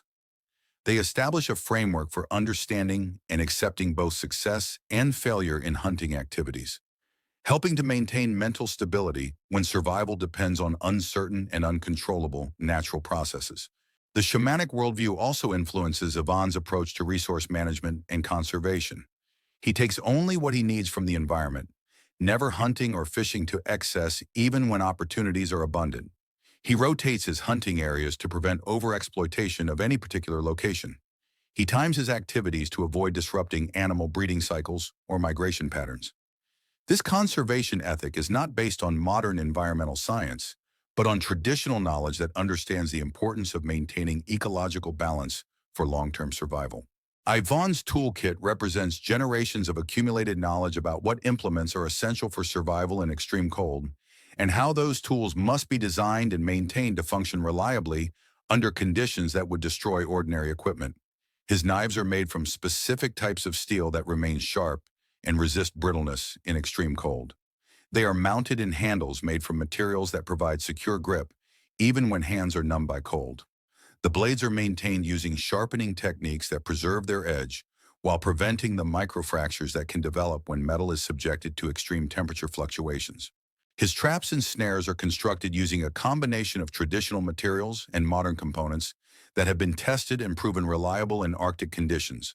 Wire components are made from alloys that resist breaking when subjected to thermal shock. Wooden components are selected from tree species that remain flexible in extreme cold. Trigger mechanisms are designed with tolerances that account for the expansion and contraction of materials as temperatures change. Every component has backup systems or can be field repaired using materials available in the wilderness. The clothing and equipment that allow Yvonne to survive and work effectively in conditions that would kill most people within minutes represent perhaps the most sophisticated adaptation to extreme cold found anywhere in the world. His outer garments are made entirely from animal skins and furs that he has processed himself using traditional techniques passed down through his family. The tanning and preparation of these skins requires knowledge of chemistry and biology that enables him to create materials that are waterproof, windproof, and insulating while remaining flexible and durable in extreme cold. His boots are particularly remarkable, constructed from multiple layers of different animal skins that each serve specific functions. The outer layer provides waterproofing and abrasion resistance. The middle layer provides insulation and structural support. The inner layer provides comfort and moisture management. The soles are made from specially treated leather that provides traction on ice while remaining flexible enough to allow natural foot movement. The entire boot is designed to be field repairable using materials and tools that Yvonne carries with him, ensuring that footwear failures do not become life-threatening emergencies. The daily routine that allows Yvonne to maintain his wilderness lifestyle through the long Arctic winter is a carefully orchestrated series of activities that must be performed with precision and timing to ensure survival. His day begins while it is still dark, which during winter months means any time he chooses, since darkness lasts 20 hours or more. He begins by checking and stoking the fire, ensuring that it has adequate fuel to maintain temperature while he performs other essential tasks. He then checks his snares and traps, following routes that he has established to minimize travel time while maximizing coverage of productive hunting areas. The trap-checking routine requires several hours of travel through snow and extreme cold, often in complete darkness or dim twilight. Yvonne moves efficiently but carefully, using landmarks and navigation techniques that function reliably even when snow obscures familiar features of the landscape. He carries emergency equipment and supplies that would allow him to survive if weather conditions suddenly deteriorated and prevented him from returning to his tent. He monitors his own physical condition constantly, watching for signs of cold injury or exhaustion that might compromise his ability to complete the circuit safely. When traps contain game, Yvonne must field dress the animals immediately to prevent spoilage and to reduce the weight he must carry back to his camp. This work must be done with bare hands in conditions where exposed skin freezes within minutes, requiring techniques that allow him to work quickly and efficiently while minimizing exposure time. He has developed methods for keeping his hands functional in extreme cold, including exercises and warming techniques that maintain dexterity and prevent frostbite even during extended periods of detailed work. The processing and preservation of game requires facilities and techniques that function reliably in extreme cold. Yvonne has constructed work areas around his tent that provide wind protection and easy access to tools and materials needed for butchering and preservation. The meat must be processed in ways that prevent contamination while taking advantage of the natural freezing conditions for preservation. Different cuts of meat are prepared for different uses, with some portions designated for immediate consumption, others prepared for long-term storage, and still others set aside for use as bait and traps. The psychological challenges of this lifestyle extend far beyond simply coping with isolation and extreme physical conditions. Yvonne must maintain mental alertness and decision-making capability when physical stress, sleep deprivation, and environmental factors are constantly degrading cognitive function. He must remain motivated and disciplined when the consequences of laziness or carelessness can be fatal. He must maintain hope and purpose when external conditions seem to offer no possibility of improvement or relief. Yet despite these challenges, Yvonne speaks of his life in the wilderness with genuine satisfaction and pride. He describes the deep sense of self-reliance and competence that comes from knowing he can survive and thrive using only his own skills and knowledge. He talks about the intimate connection with natural cycles and processes that provides meaning and context often missing from modern life. He values the clarity and simplicity of a life where priorities are obvious and success is measured by concrete, immediate results rather than abstract achievements. The knowledge and skills that Yvonne possesses represent a form of human cultural adaptation that is increasingly rare in the modern world. His abilities are not just individual talents, but part of a cultural heritage that has been developed and refined over thousands of years by people who lived in these conditions.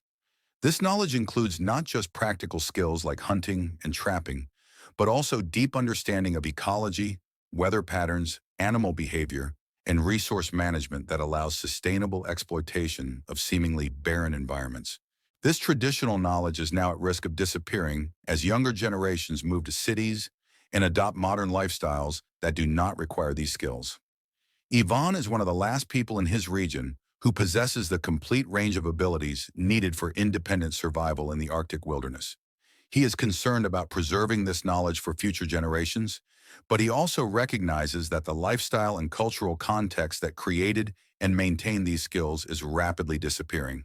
The broader significance of Yvonne's lifestyle extends beyond simple survival or cultural preservation. His life demonstrates possibilities for human adaptation and self-sufficiency that challenge assumptions about what people can achieve and endure. He proves that humans can thrive in environments that seem completely hostile to life, that traditional knowledge and skills can be as effective as modern technology for solving survival challenges, and that lifestyle choices that appear impossibly difficult from an outside perspective can provide genuine satisfaction and fulfillment to those who embrace them fully. Part 7. The Death Traps. When nature becomes the hunter, the morning air reads -62 degrees Celsius as we follow Yvonne deeper into the frozen wilderness to check the traps he set yesterday. In most parts of the world, hunting involves actively pursuing prey, but in the extreme conditions around Oymyakon, direct hunting becomes nearly impossible.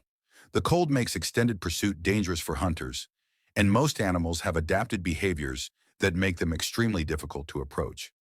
Instead, survival depends on trapping, an ancient art that in these conditions becomes a deadly chess match between human intelligence and animal instinct, played on a board where the environment itself can kill either player without warning. Yvonne moves through the snow-covered forest with the fluid efficiency of someone who has spent decades reading the subtle signs that reveal animal presence and behavior. Every bent twig, every disturbed patch of snow, every track or dropping tells him a story about what animals have passed through this area, when they were here, where they were going, and what their physical and mental state might have been. This ability to read the landscape like a book is not just useful for hunting, it is essential for survival because the same signs that reveal animal movements also provide crucial information about changing weather conditions, avalanche risks, and the stability of ice and snow that must be traversed safely. The first trap on our route has been triggered, and what we find there illustrates both the effectiveness of traditional trapping methods and the harsh realities of survival in extreme cold. A large hare, probably weighing 3 to 4 kilograms, has been caught in a snare that Yvonne positioned along what he recognized as a regularly used animal trail, but the animal did not die from the snare itself. Instead, it died from the cold, unable to move enough to generate the body heat necessary for survival once the snare restricted its movement. This is the terrible efficiency of trapping in extreme cold. The traps do not need to kill animals directly because the environment will complete the job once animals are immobilized. A creature that cannot move in -60 degree temperatures will freeze to death within minutes, regardless of its natural cold adaptations. This means that trap design in Oymyakon focuses on reliable immobilization rather than quick killing, a principle that influences every aspect of how traps are constructed, positioned, and maintained. Yvonne examines the trapped hare with the practiced eye of someone who has been reading such scenes for decades. The animal's position and condition tell him exactly when it was caught, how long it struggled before succumbing to the cold, and whether the meat will be safe to eat.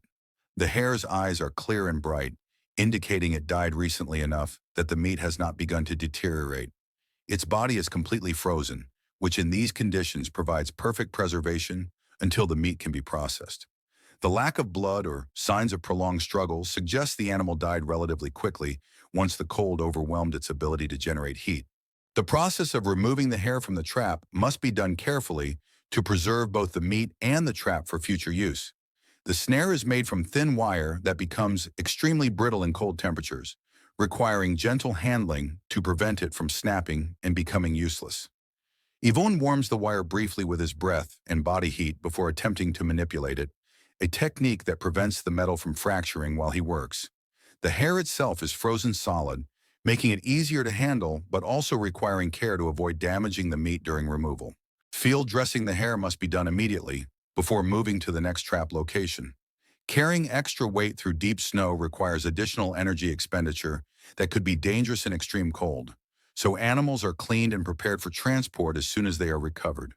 This work requires removing thick gloves and working with bare hands for several minutes, a process that puts Yvonne at serious risk of frostbite. He has developed techniques that allow him to work quickly and efficiently while minimizing exposure time. But the risk remains significant every time he must perform detailed work in extreme cold. The butchering process reveals another adaptation to extreme cold hunting. Yvonne uses tools that have been specifically designed and maintained for Arctic conditions. His knives are made from steel alloys that remain sharp and resist brittleness when subjected to extreme temperature fluctuations. The handles are wrapped with materials that provide secure grip even when hands are numbed by cold. Most importantly, he keeps the tools warm by storing them inside his clothing against his body, ensuring they remain functional when needed. The meat from the hare will provide protein and fat that are essential for maintaining metabolic rate in extreme cold. But beyond its nutritional value, this successful trap also provides psychological reinforcement that helps sustain the mental focus and confidence needed for wilderness survival. Each successful hunt proves that the techniques and knowledge Yvonne relies on remain effective, building the confidence needed to continue this dangerous lifestyle through the long Arctic winter. The second trap on our circuit tells a different story, one that illustrates both the unpredictability of hunting and the constant presence of larger predators in this ecosystem. The trap has been triggered but is empty, with clear signs that a larger animal, probably a fox, has taken the original catch and escaped. Fox tracks around the trap site show that the predator approached cautiously, investigated the situation thoroughly, and then managed to extract the trapped animal without becoming caught itself. This theft represents more than just lost protein for Yvonne. It demonstrates the complex predator-prey relationships that exist even in extreme cold, where every animal is struggling for survival and any source of easy food becomes extremely valuable. The fox that stole this catch was probably desperate enough to take significant risks to obtain meat that someone else had done the work of catching. But the theft also reveals intelligence and adaptability that makes these Arctic animals formidable competitors for the limited food resources available during winter. Resetting the trap requires careful analysis of what went wrong and adjustments to prevent future theft. Yvonne examines the tracks and disturbance patterns to understand exactly how the fox approached and operated. He then repositions the trap in a location that will be less accessible to scavengers while remaining attractive to the target species. This constant adaptation and adjustment of hunting strategies represents an ongoing battle of wits between human hunters and animal intelligence that has been refined by evolution for survival in extreme conditions. The third trap reveals the most impressive catch of the morning, and also the most sobering reminder of how quickly the extreme cold can turn from ally to enemy. A wolf, probably weighing 40 to 50 kilograms, has been caught in a large trap that Yvonne set specifically for bigger predators. The animal is magnificent even in death, with thick fur and powerful build that speak to the remarkable adaptations required for survival in this environment. But the wolf's death also illustrates the unforgiving nature of extreme cold that kills without regard for size, strength, or natural adaptation. Wolves are among the most cold-adapted animals in the world, capable of surviving and hunting actively in temperatures that would kill most mammals. This particular animal was probably healthy and well-fed when it encountered the trap, yet once it became immobilized, even its remarkable adaptations could not save it from freezing to death within hours. The wolf's thick coat, which normally provides excellent insulation, became a liability once the animal could no longer move to generate body heat through muscle activity. The size and value of this catch means that processing it will require different techniques and considerably more time than smaller animals. Wolf meat is lean and nutritious, providing protein and energy that will sustain Yvonne for many days. The pelt is extremely valuable, both for its insulating properties and for trade with other villagers who need materials for clothing and equipment. The bones and other parts of the animal will be used for tools, decorations, and spiritual purposes that connect Yvonne to the traditional cultural practices of his people. But harvesting a wolf also carries special significance in the traditional belief system that guides Yvonne's hunting practices. Wolves are considered powerful spirits in shamanic tradition, animals whose death creates both opportunity and obligation for the hunter.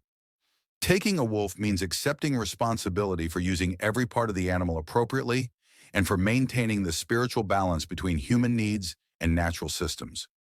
Yvonne will perform specific ceremonies and rituals to honor the wolf's spirit and ensure that its death contributes positively to the overall harmony of the ecosystem. The physical process of handling a 50-kilogram frozen wolf in extreme cold presents significant challenges that require strength, skill, and careful planning. The animal must be moved to a location where it can be properly processed without exposing Yvonne to dangerous cold for extended periods. This means either bringing the wolf back to his tent, which would require enormous effort to drag such a heavy load through deep snow, or setting up a temporary processing site in the forest that provides some protection from wind and allows for efficient work. Yvonne chooses to establish a temporary butchering site using techniques that his ancestors developed for handling large game in extreme cold. He selects a location that offers natural wind protection and begins building a fire that will provide heat for working and warmth for his hands during the extended processing time required. The fire must be carefully managed to provide heat without creating smoke that might attract other predators to the scent of fresh meat. Building and maintaining such a fire in extreme cold requires additional time and energy, but it is essential for safely completing the work. The butchering of the wolf reveals the sophisticated understanding of anatomy and meat processing that traditional hunters must possess to survive in extreme environments. Every cut must be made with precision to avoid waste, because in these conditions, there are no second chances and no margin for error. Yvonne separates the meat into categories based on nutritional value, storage requirements, and intended use. The choicest cuts will be consumed fresh, providing maximum nutritional benefit. Lesser cuts will be prepared for long-term storage using traditional preservation techniques. Organs and other parts will be saved for specific purposes ranging from tools to spiritual ceremonies. The wolf's pelt requires especially careful handling because it represents tremendous value that could be destroyed by improper processing. The skin must be removed in a single piece without cuts or tears that would reduce its usefulness for clothing or trade. This work requires sharp tools and steady hands working in conditions where exposed skin freezes within minutes. Yvonne has developed techniques that allow him to work efficiently while minimizing the time his hands are exposed to the extreme cold. But the process still requires taking significant risks with frostbite and cold injury. Throughout the butchering process, Yvonne maintains constant awareness of his surroundings and his own physical condition. The scent of fresh meat and blood can attract other predators, including bears that might be dangerous even to an experienced hunter. Working with sharp tools when hands are numb by cold increases the risk of serious cuts that could be life-threatening in such remote conditions. The physical exertion of processing large game combined with exposure to extreme cold puts enormous stress on his cardiovascular and metabolic systems, requiring careful monitoring to prevent exhaustion or hypothermia. The spiritual aspects of taking such a large predator cannot be separated from the practical considerations of meat and hide processing. Ivan performs rituals throughout the butchering process that acknowledge the wolf's spirit and request forgiveness for taking its life. He offers portions of the meat back to the forest, feeding other animals and maintaining the cycle of giving and taking that traditional beliefs consider essential for long-term hunting success. These spiritual practices provide psychological support for activities that might otherwise seem brutal or disturbing, helping maintain mental stability in conditions that test human endurance in every possible way. The successful completion of wolf processing provides Ivan with resources that will significantly improve his survival prospects for many weeks. The meat provides protein and fat that will fuel his metabolism through the coldest part of winter. The pelt provides materials for repairing and improving his clothing and equipment. The bones and other parts provide raw materials for tools and implements that are essential for wilderness survival. But perhaps most importantly, the successful hunt provides psychological reinforcement that his skills and knowledge remain effective, building confidence for the challenges that lie ahead. The fourth trap on our circuit demonstrates the patient, long-term thinking that characterizes successful hunting in extreme conditions. This trap has not been triggered, but Ivan is not disappointed. Instead, he carefully examines the area for signs of animal activity, adjusting the trap position slightly based on new information about animal movement patterns.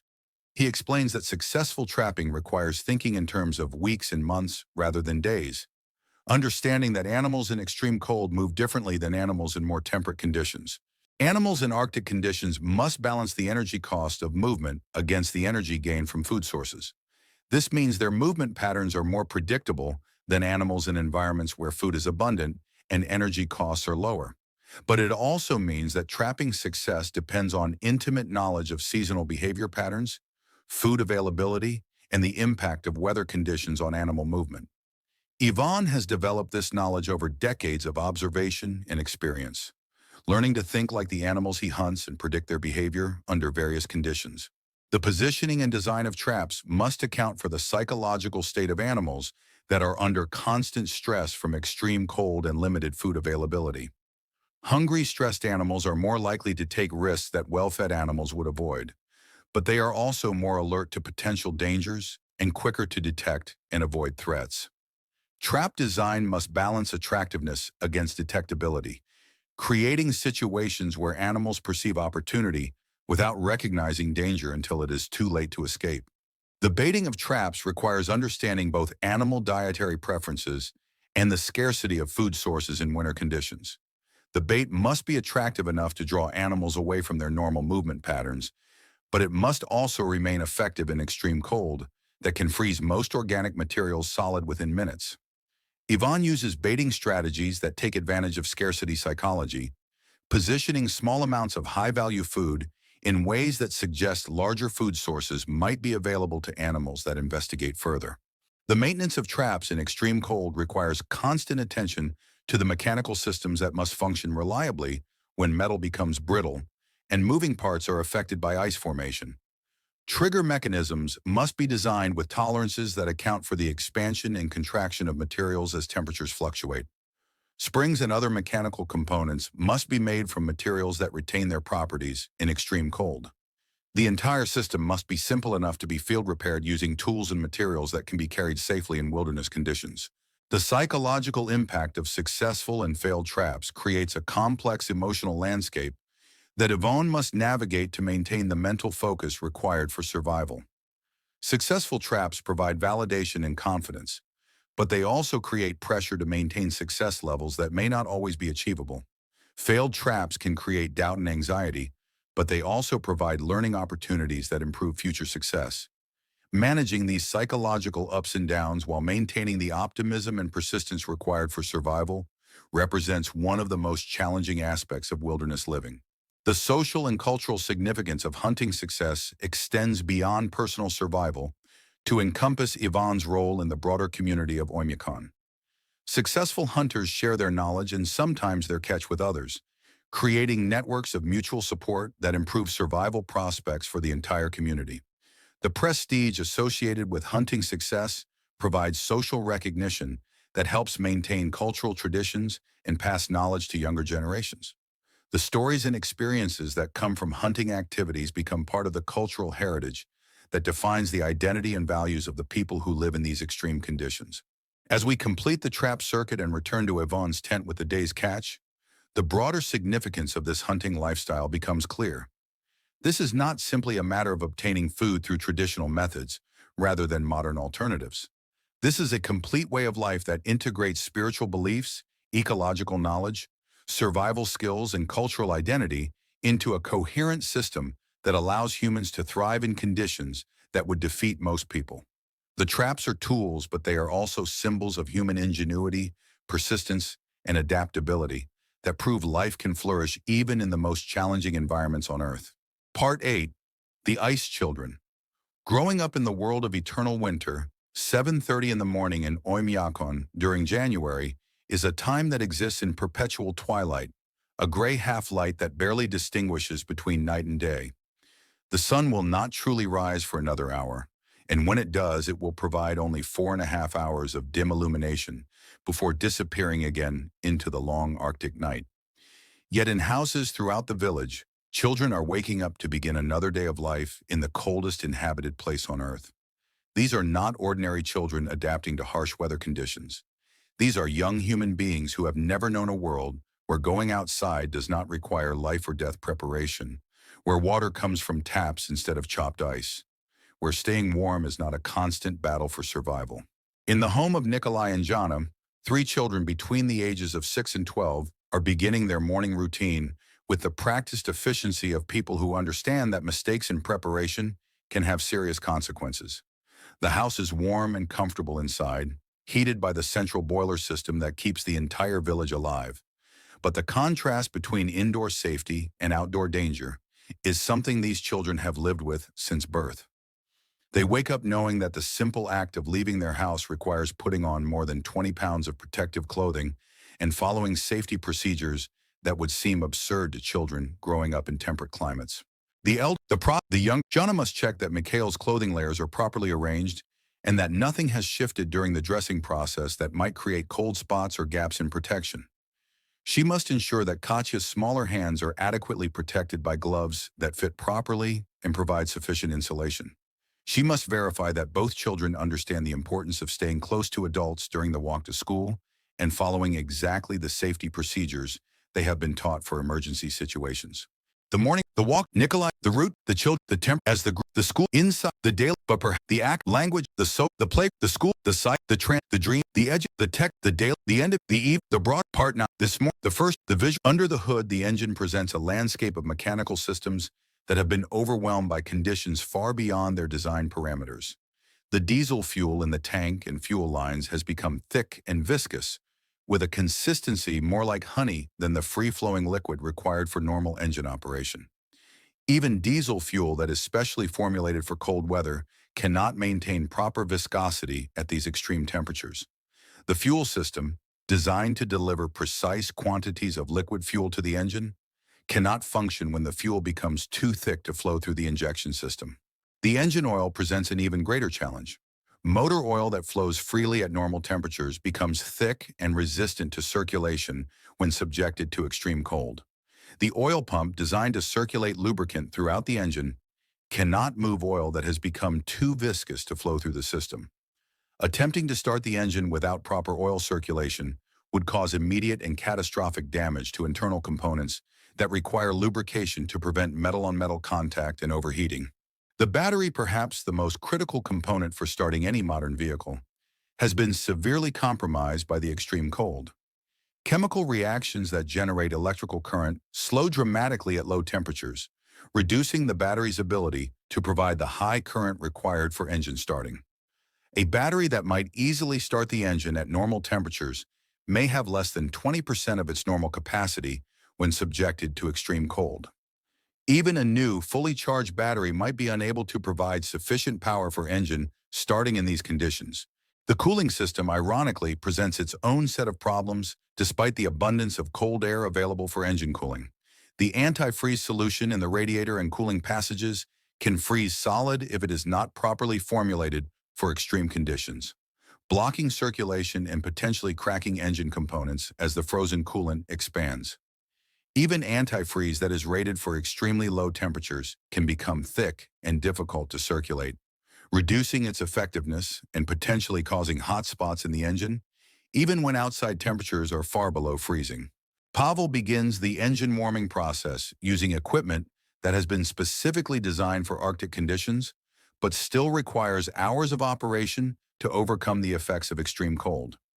A portable jet heater, similar to those used for aircraft deicing, is positioned to blow heated air directly onto the engine compartment. This heater burns diesel fuel to generate a stream of air heated to several hundred degrees, creating a localized warm environment around the engine that gradually raises component temperatures to levels where normal operation becomes possible. The heating process cannot be rushed because rapid temperature changes can cause thermal shock that damages engine components. Metal parts that are heated too quickly can crack due to uneven expansion. Seals and gaskets that are subjected to sudden temperature changes can fail, creating leaks that might not become apparent until the engine is running. The warming process must be gradual and even, requiring several hours of careful heating before starting can be attempted. While the engine is being warmed, Pavel performs a systematic inspection of all vehicle systems that might have been affected by the extreme cold. He checks fluid levels and consistency, looking for signs that lubricants or hydraulic fluids have been compromised by temperature extremes.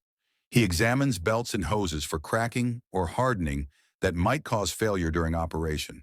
He tests electrical connections and wiring for brittleness or damage that could cause shorts or open circuits when the vehicle is subjected to the vibration and stress of normal operation. The tire warming process requires special attention because attempting to drive on tires that are still rigid from cold could cause them to crack or lose their grip on icy surfaces.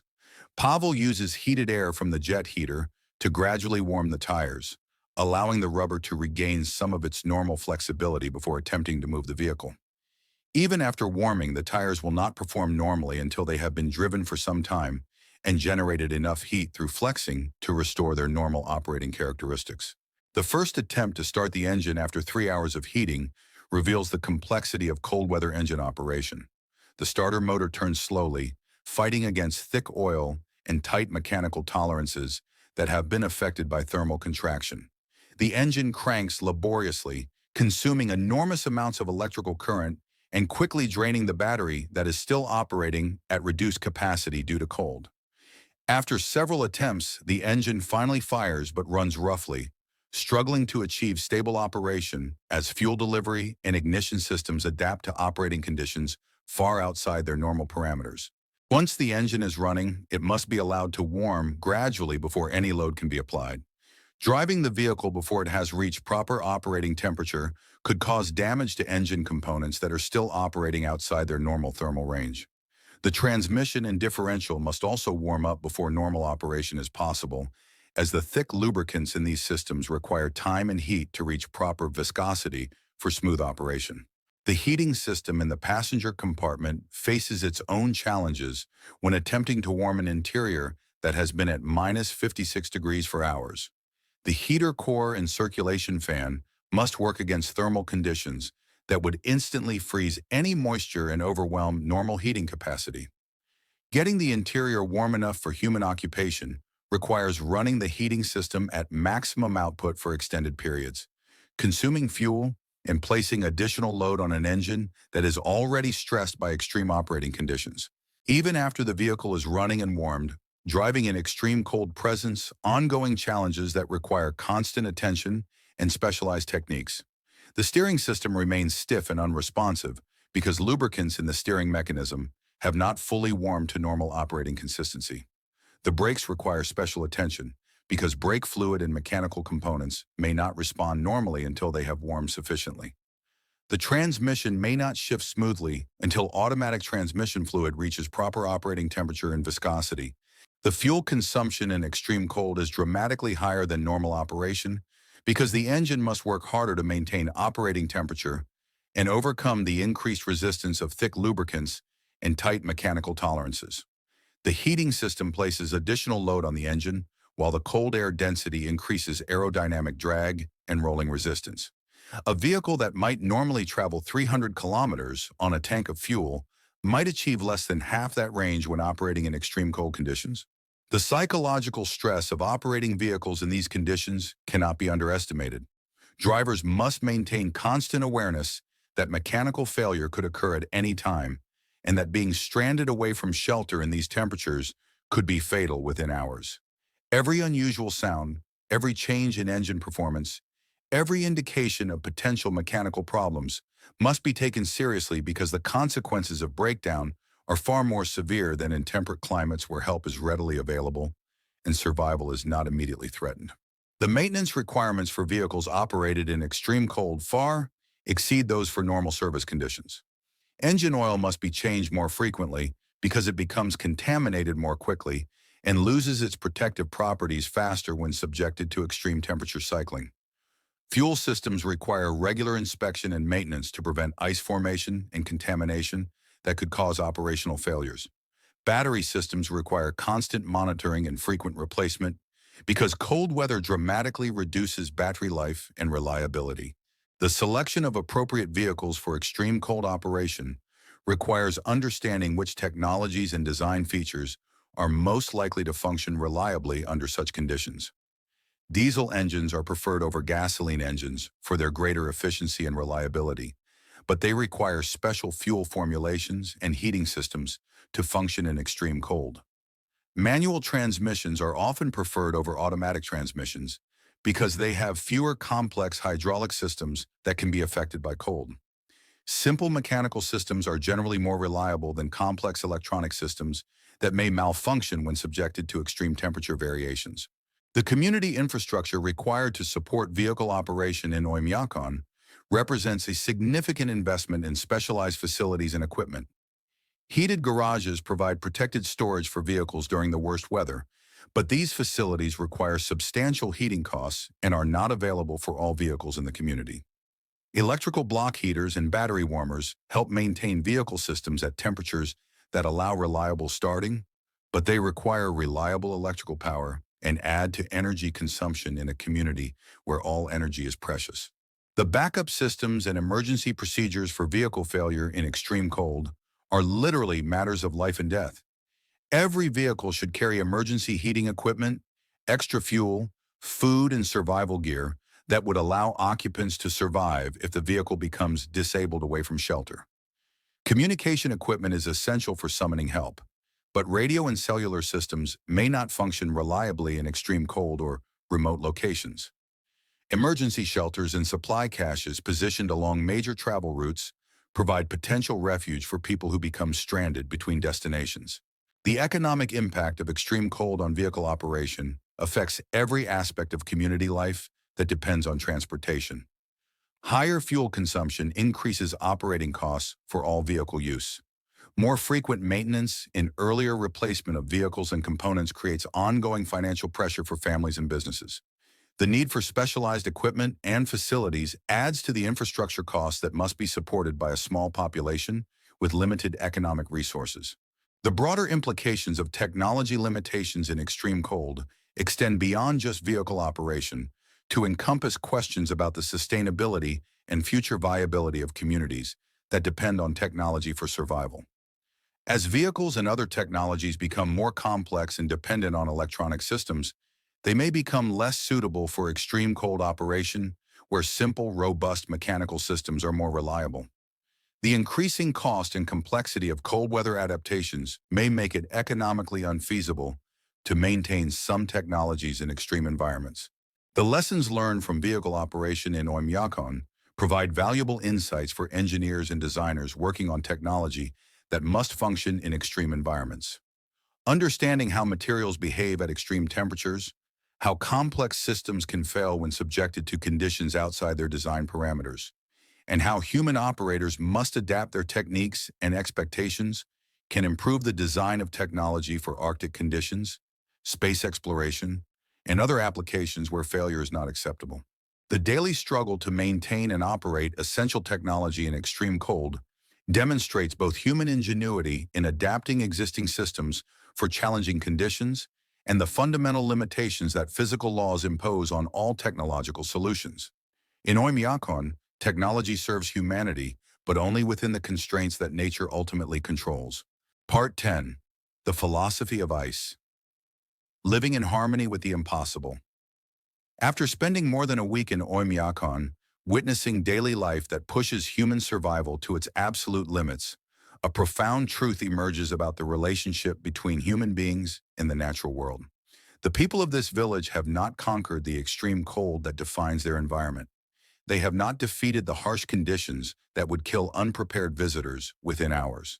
Instead, they have achieved something far more remarkable and infinitely more sustainable. They have learned to live in perfect harmony with forces that cannot be controlled, only respected and understood. This harmony represents a fundamentally different approach to survival than the one that dominates most modern human societies. In comfortable climates, people often see themselves as separate from and superior to natural forces, using technology and infrastructure to create environments that are completely divorced from external conditions. Buildings with climate control systems create artificial environments that bear no relationship to the weather outside. Transportation systems move people through landscapes without requiring them to understand or adapt to environmental conditions. Food systems provide nutrition that comes from anywhere except the local ecosystem. In Oymyakon, such separation from natural forces is not just impossible, it would be fatal. The extreme cold cannot be ignored, controlled, or avoided. It must be faced directly every day, and survival depends on understanding its patterns, respecting its power, and working within its constraints rather than fighting against them. This creates a way of life that is intimately connected to natural cycles and environmental conditions in ways that have become rare in the modern world. The shamanic traditions that still guide much of life in Oymyakon reflect this deep integration between human needs and natural systems. Rather than viewing nature as a resource to be exploited or an obstacle to be overcome, shamanic beliefs see humans as part of a complex web of relationships that includes animals, plants, weather patterns, and spiritual forces that must be kept in balance for everyone to thrive. This perspective shapes everything from hunting practices to construction techniques to daily decision-making about when and how to interact with the environment. The shamanic ceremonies that Yvonne performs before and after hunting expeditions are not primitive superstitions, but practical expressions of a worldview that recognizes the interconnectedness of all life. By asking permission from the spirits of the animals before hunting and offering portions of successful catches back to the natural world, hunters maintain a psychological and spiritual framework that prevents them from taking more than they need or disrupting the ecological relationships that sustain all life in the region. These spiritual practices serve important practical functions that extend far beyond their religious significance. They create mental disciplines that help hunters remain focused and alert during dangerous activities where carelessness can be fatal. They establish community standards for resource use that prevent overexploitation of limited food sources. They provide psychological frameworks for dealing with the uncertainty and stress that come from depending on unpredictable natural systems for survival. The integration of spiritual beliefs with practical survival techniques creates a complete cultural system that addresses both the physical and psychological challenges of life in extreme conditions. Children learn traditional hunting and survival skills alongside the spiritual practices that give those skills meaning and context. Adults practice ceremonies that reinforce their connection to cultural values, while also providing psychological support for the stress and isolation that come from living in such challenging conditions. The concept of balance that permeates traditional beliefs in Oymyakon reflects deep understanding of ecological principles that modern science has only recently begun to appreciate. Traditional knowledge recognizes that taking from natural systems without giving back creates instabilities that eventually threaten everyone's survival. Hunting practices that rotate between different areas and target different species prevent overexploitation of any particular resource. Food preservation techniques that use natural cold for storage reduce the need for additional resource consumption while maintaining food security. The construction techniques used in Oymyakon demonstrate how human technology can work with natural forces rather than fighting against them. Houses are designed to use the extreme cold as a resource for food preservation while protecting inhabitants from its deadly effects. Heating systems work with natural air circulation patterns rather than trying to overcome them.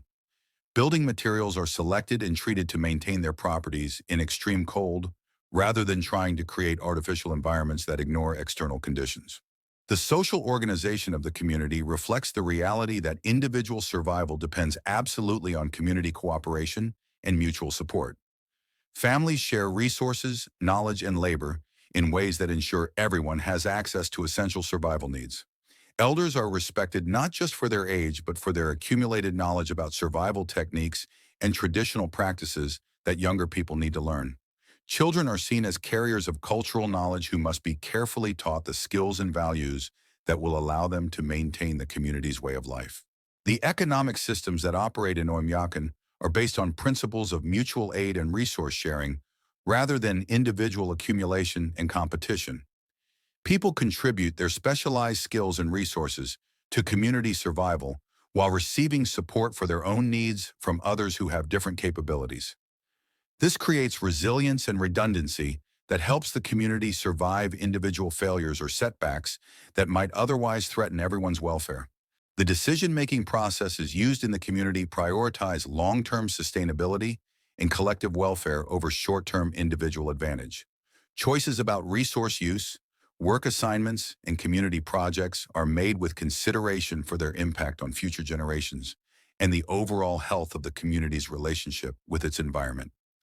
This long-term thinking is essential for survival in conditions where short-sighted decisions can have consequences that last for years or decades. The educational systems that prepare children for adult life in Oymyakon combine practical skills training with cultural education that teaches the values and beliefs necessary for maintaining community cohesion and environmental harmony. Students learn traditional survival techniques alongside modern academic subjects, ensuring they can function in both the local environment and the broader world if they choose to leave their community.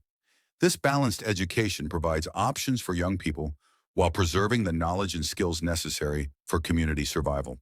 The relationship between traditional knowledge and modern technology in Oymyakon demonstrates how ancient wisdom can be combined with contemporary innovations to create solutions that are more effective than either approach alone. Traditional construction techniques are enhanced with modern materials that improve performance while maintaining compatibility with extreme conditions. Traditional hunting and fishing methods are supported by modern tools that increase efficiency while preserving sustainable practices. The health and medical practices used in the community combine traditional herbal knowledge with modern medical understanding to provide healthcare that is adapted to local conditions and available resources. Traditional remedies for cold-related injuries and illnesses are used alongside modern medical treatments when they are available. Community health practices emphasize prevention and mutual care rather than dependence on external medical systems that may not be accessible during emergencies.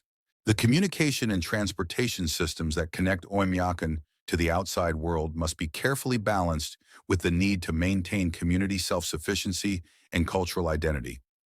Modern communication technology provides access to information and opportunities while also creating pressures to abandon traditional ways of life in favor of more conventional modern lifestyles. Transportation systems provide essential connections to supplies and services while also making it easier for young people to leave the community permanently. The environmental challenges facing Oymyakon in the modern era include not only the traditional challenges of extreme cold and limited resources, but also new pressures from climate change, economic development, and cultural change that threaten the stability of traditional ways of life. Global warming may seem like it would benefit a community that struggles with extreme cold, but changing weather patterns could disrupt the predictable cycles that traditional knowledge depends on for survival. Economic development in the region could provide new opportunities for income and employment, but might also disrupt traditional resource use patterns and introduce outside pressures that threaten community cohesion. Cultural changes driven by modern education, communication, and transportation could provide benefits to individuals while undermining the collective knowledge and values that make community survival possible. The future of communities like Oymyakon depends on finding ways to adapt to changing conditions while preserving the essential knowledge and practices that enable survival in extreme environments. This requires balancing the benefits of modern technology and economic opportunity with the need to maintain traditional skills and community relationships. It requires educational systems that prepare young people for modern careers while ensuring they retain the knowledge necessary for community survival. The broader significance of Oymyakon extends far beyond the survival of one small community in Siberia. The principles and practices that enable life in such extreme conditions provide insights that are relevant for addressing many of the environmental and social challenges facing human societies everywhere. The emphasis on sustainability, community cooperation, and harmony with natural systems offers alternatives to approaches that treat environmental challenges as problems to be solved through technology and individual action alone. The traditional knowledge preserved in communities like Oymyakon represents irreplaceable human cultural heritage that has taken thousands of years to develop and refine. This knowledge includes not just practical techniques for survival in extreme conditions, but also philosophical and spiritual insights about the relationship between humans and the natural world that may be essential for addressing the environmental crises that threaten all human societies. The psychological and social adaptations that enable people to thrive in Oymyakon demonstrate human capabilities for resilience, cooperation, and adaptation that are often overlooked in discussions about human nature and social organization. The community provides examples of how people can maintain hope, purpose, and satisfaction even under conditions that would seem to preclude any possibility of happiness or fulfillment. The lessons from Oymyakon challenge many assumptions about what human beings need for a good life and what kinds of communities are necessary for human flourishing. The people of this village have created meaningful, satisfying lives without many of the things that people in more comfortable environments consider essential. They have built strong, resilient communities without many of the institutions and systems that other societies depend on for social organization. As we prepare to leave Oymyakon and return to the comfortable, predictable environments that most people consider normal, the contrast highlights questions about sustainability, meaning, and the future of human societies that must find ways to live within environmental limits rather than constantly expanding their consumption of natural resources. The people of Oymyakon have proven that humans can not only survive, but thrive in conditions that test the absolute limits of what life can endure. Their example provides hope that human societies can adapt to environmental challenges that seem impossible to overcome, but only if we are willing to learn from traditional knowledge, embrace community cooperation, and accept that true sustainability requires living in harmony with natural forces rather than trying to control them. The sound of the central boiler that keeps 800 people alive in the coldest village on Earth is more than just the heartbeat of one small community. It is a reminder that human survival depends ultimately not on conquering nature, but on understanding our place within it and working together to maintain the delicate balance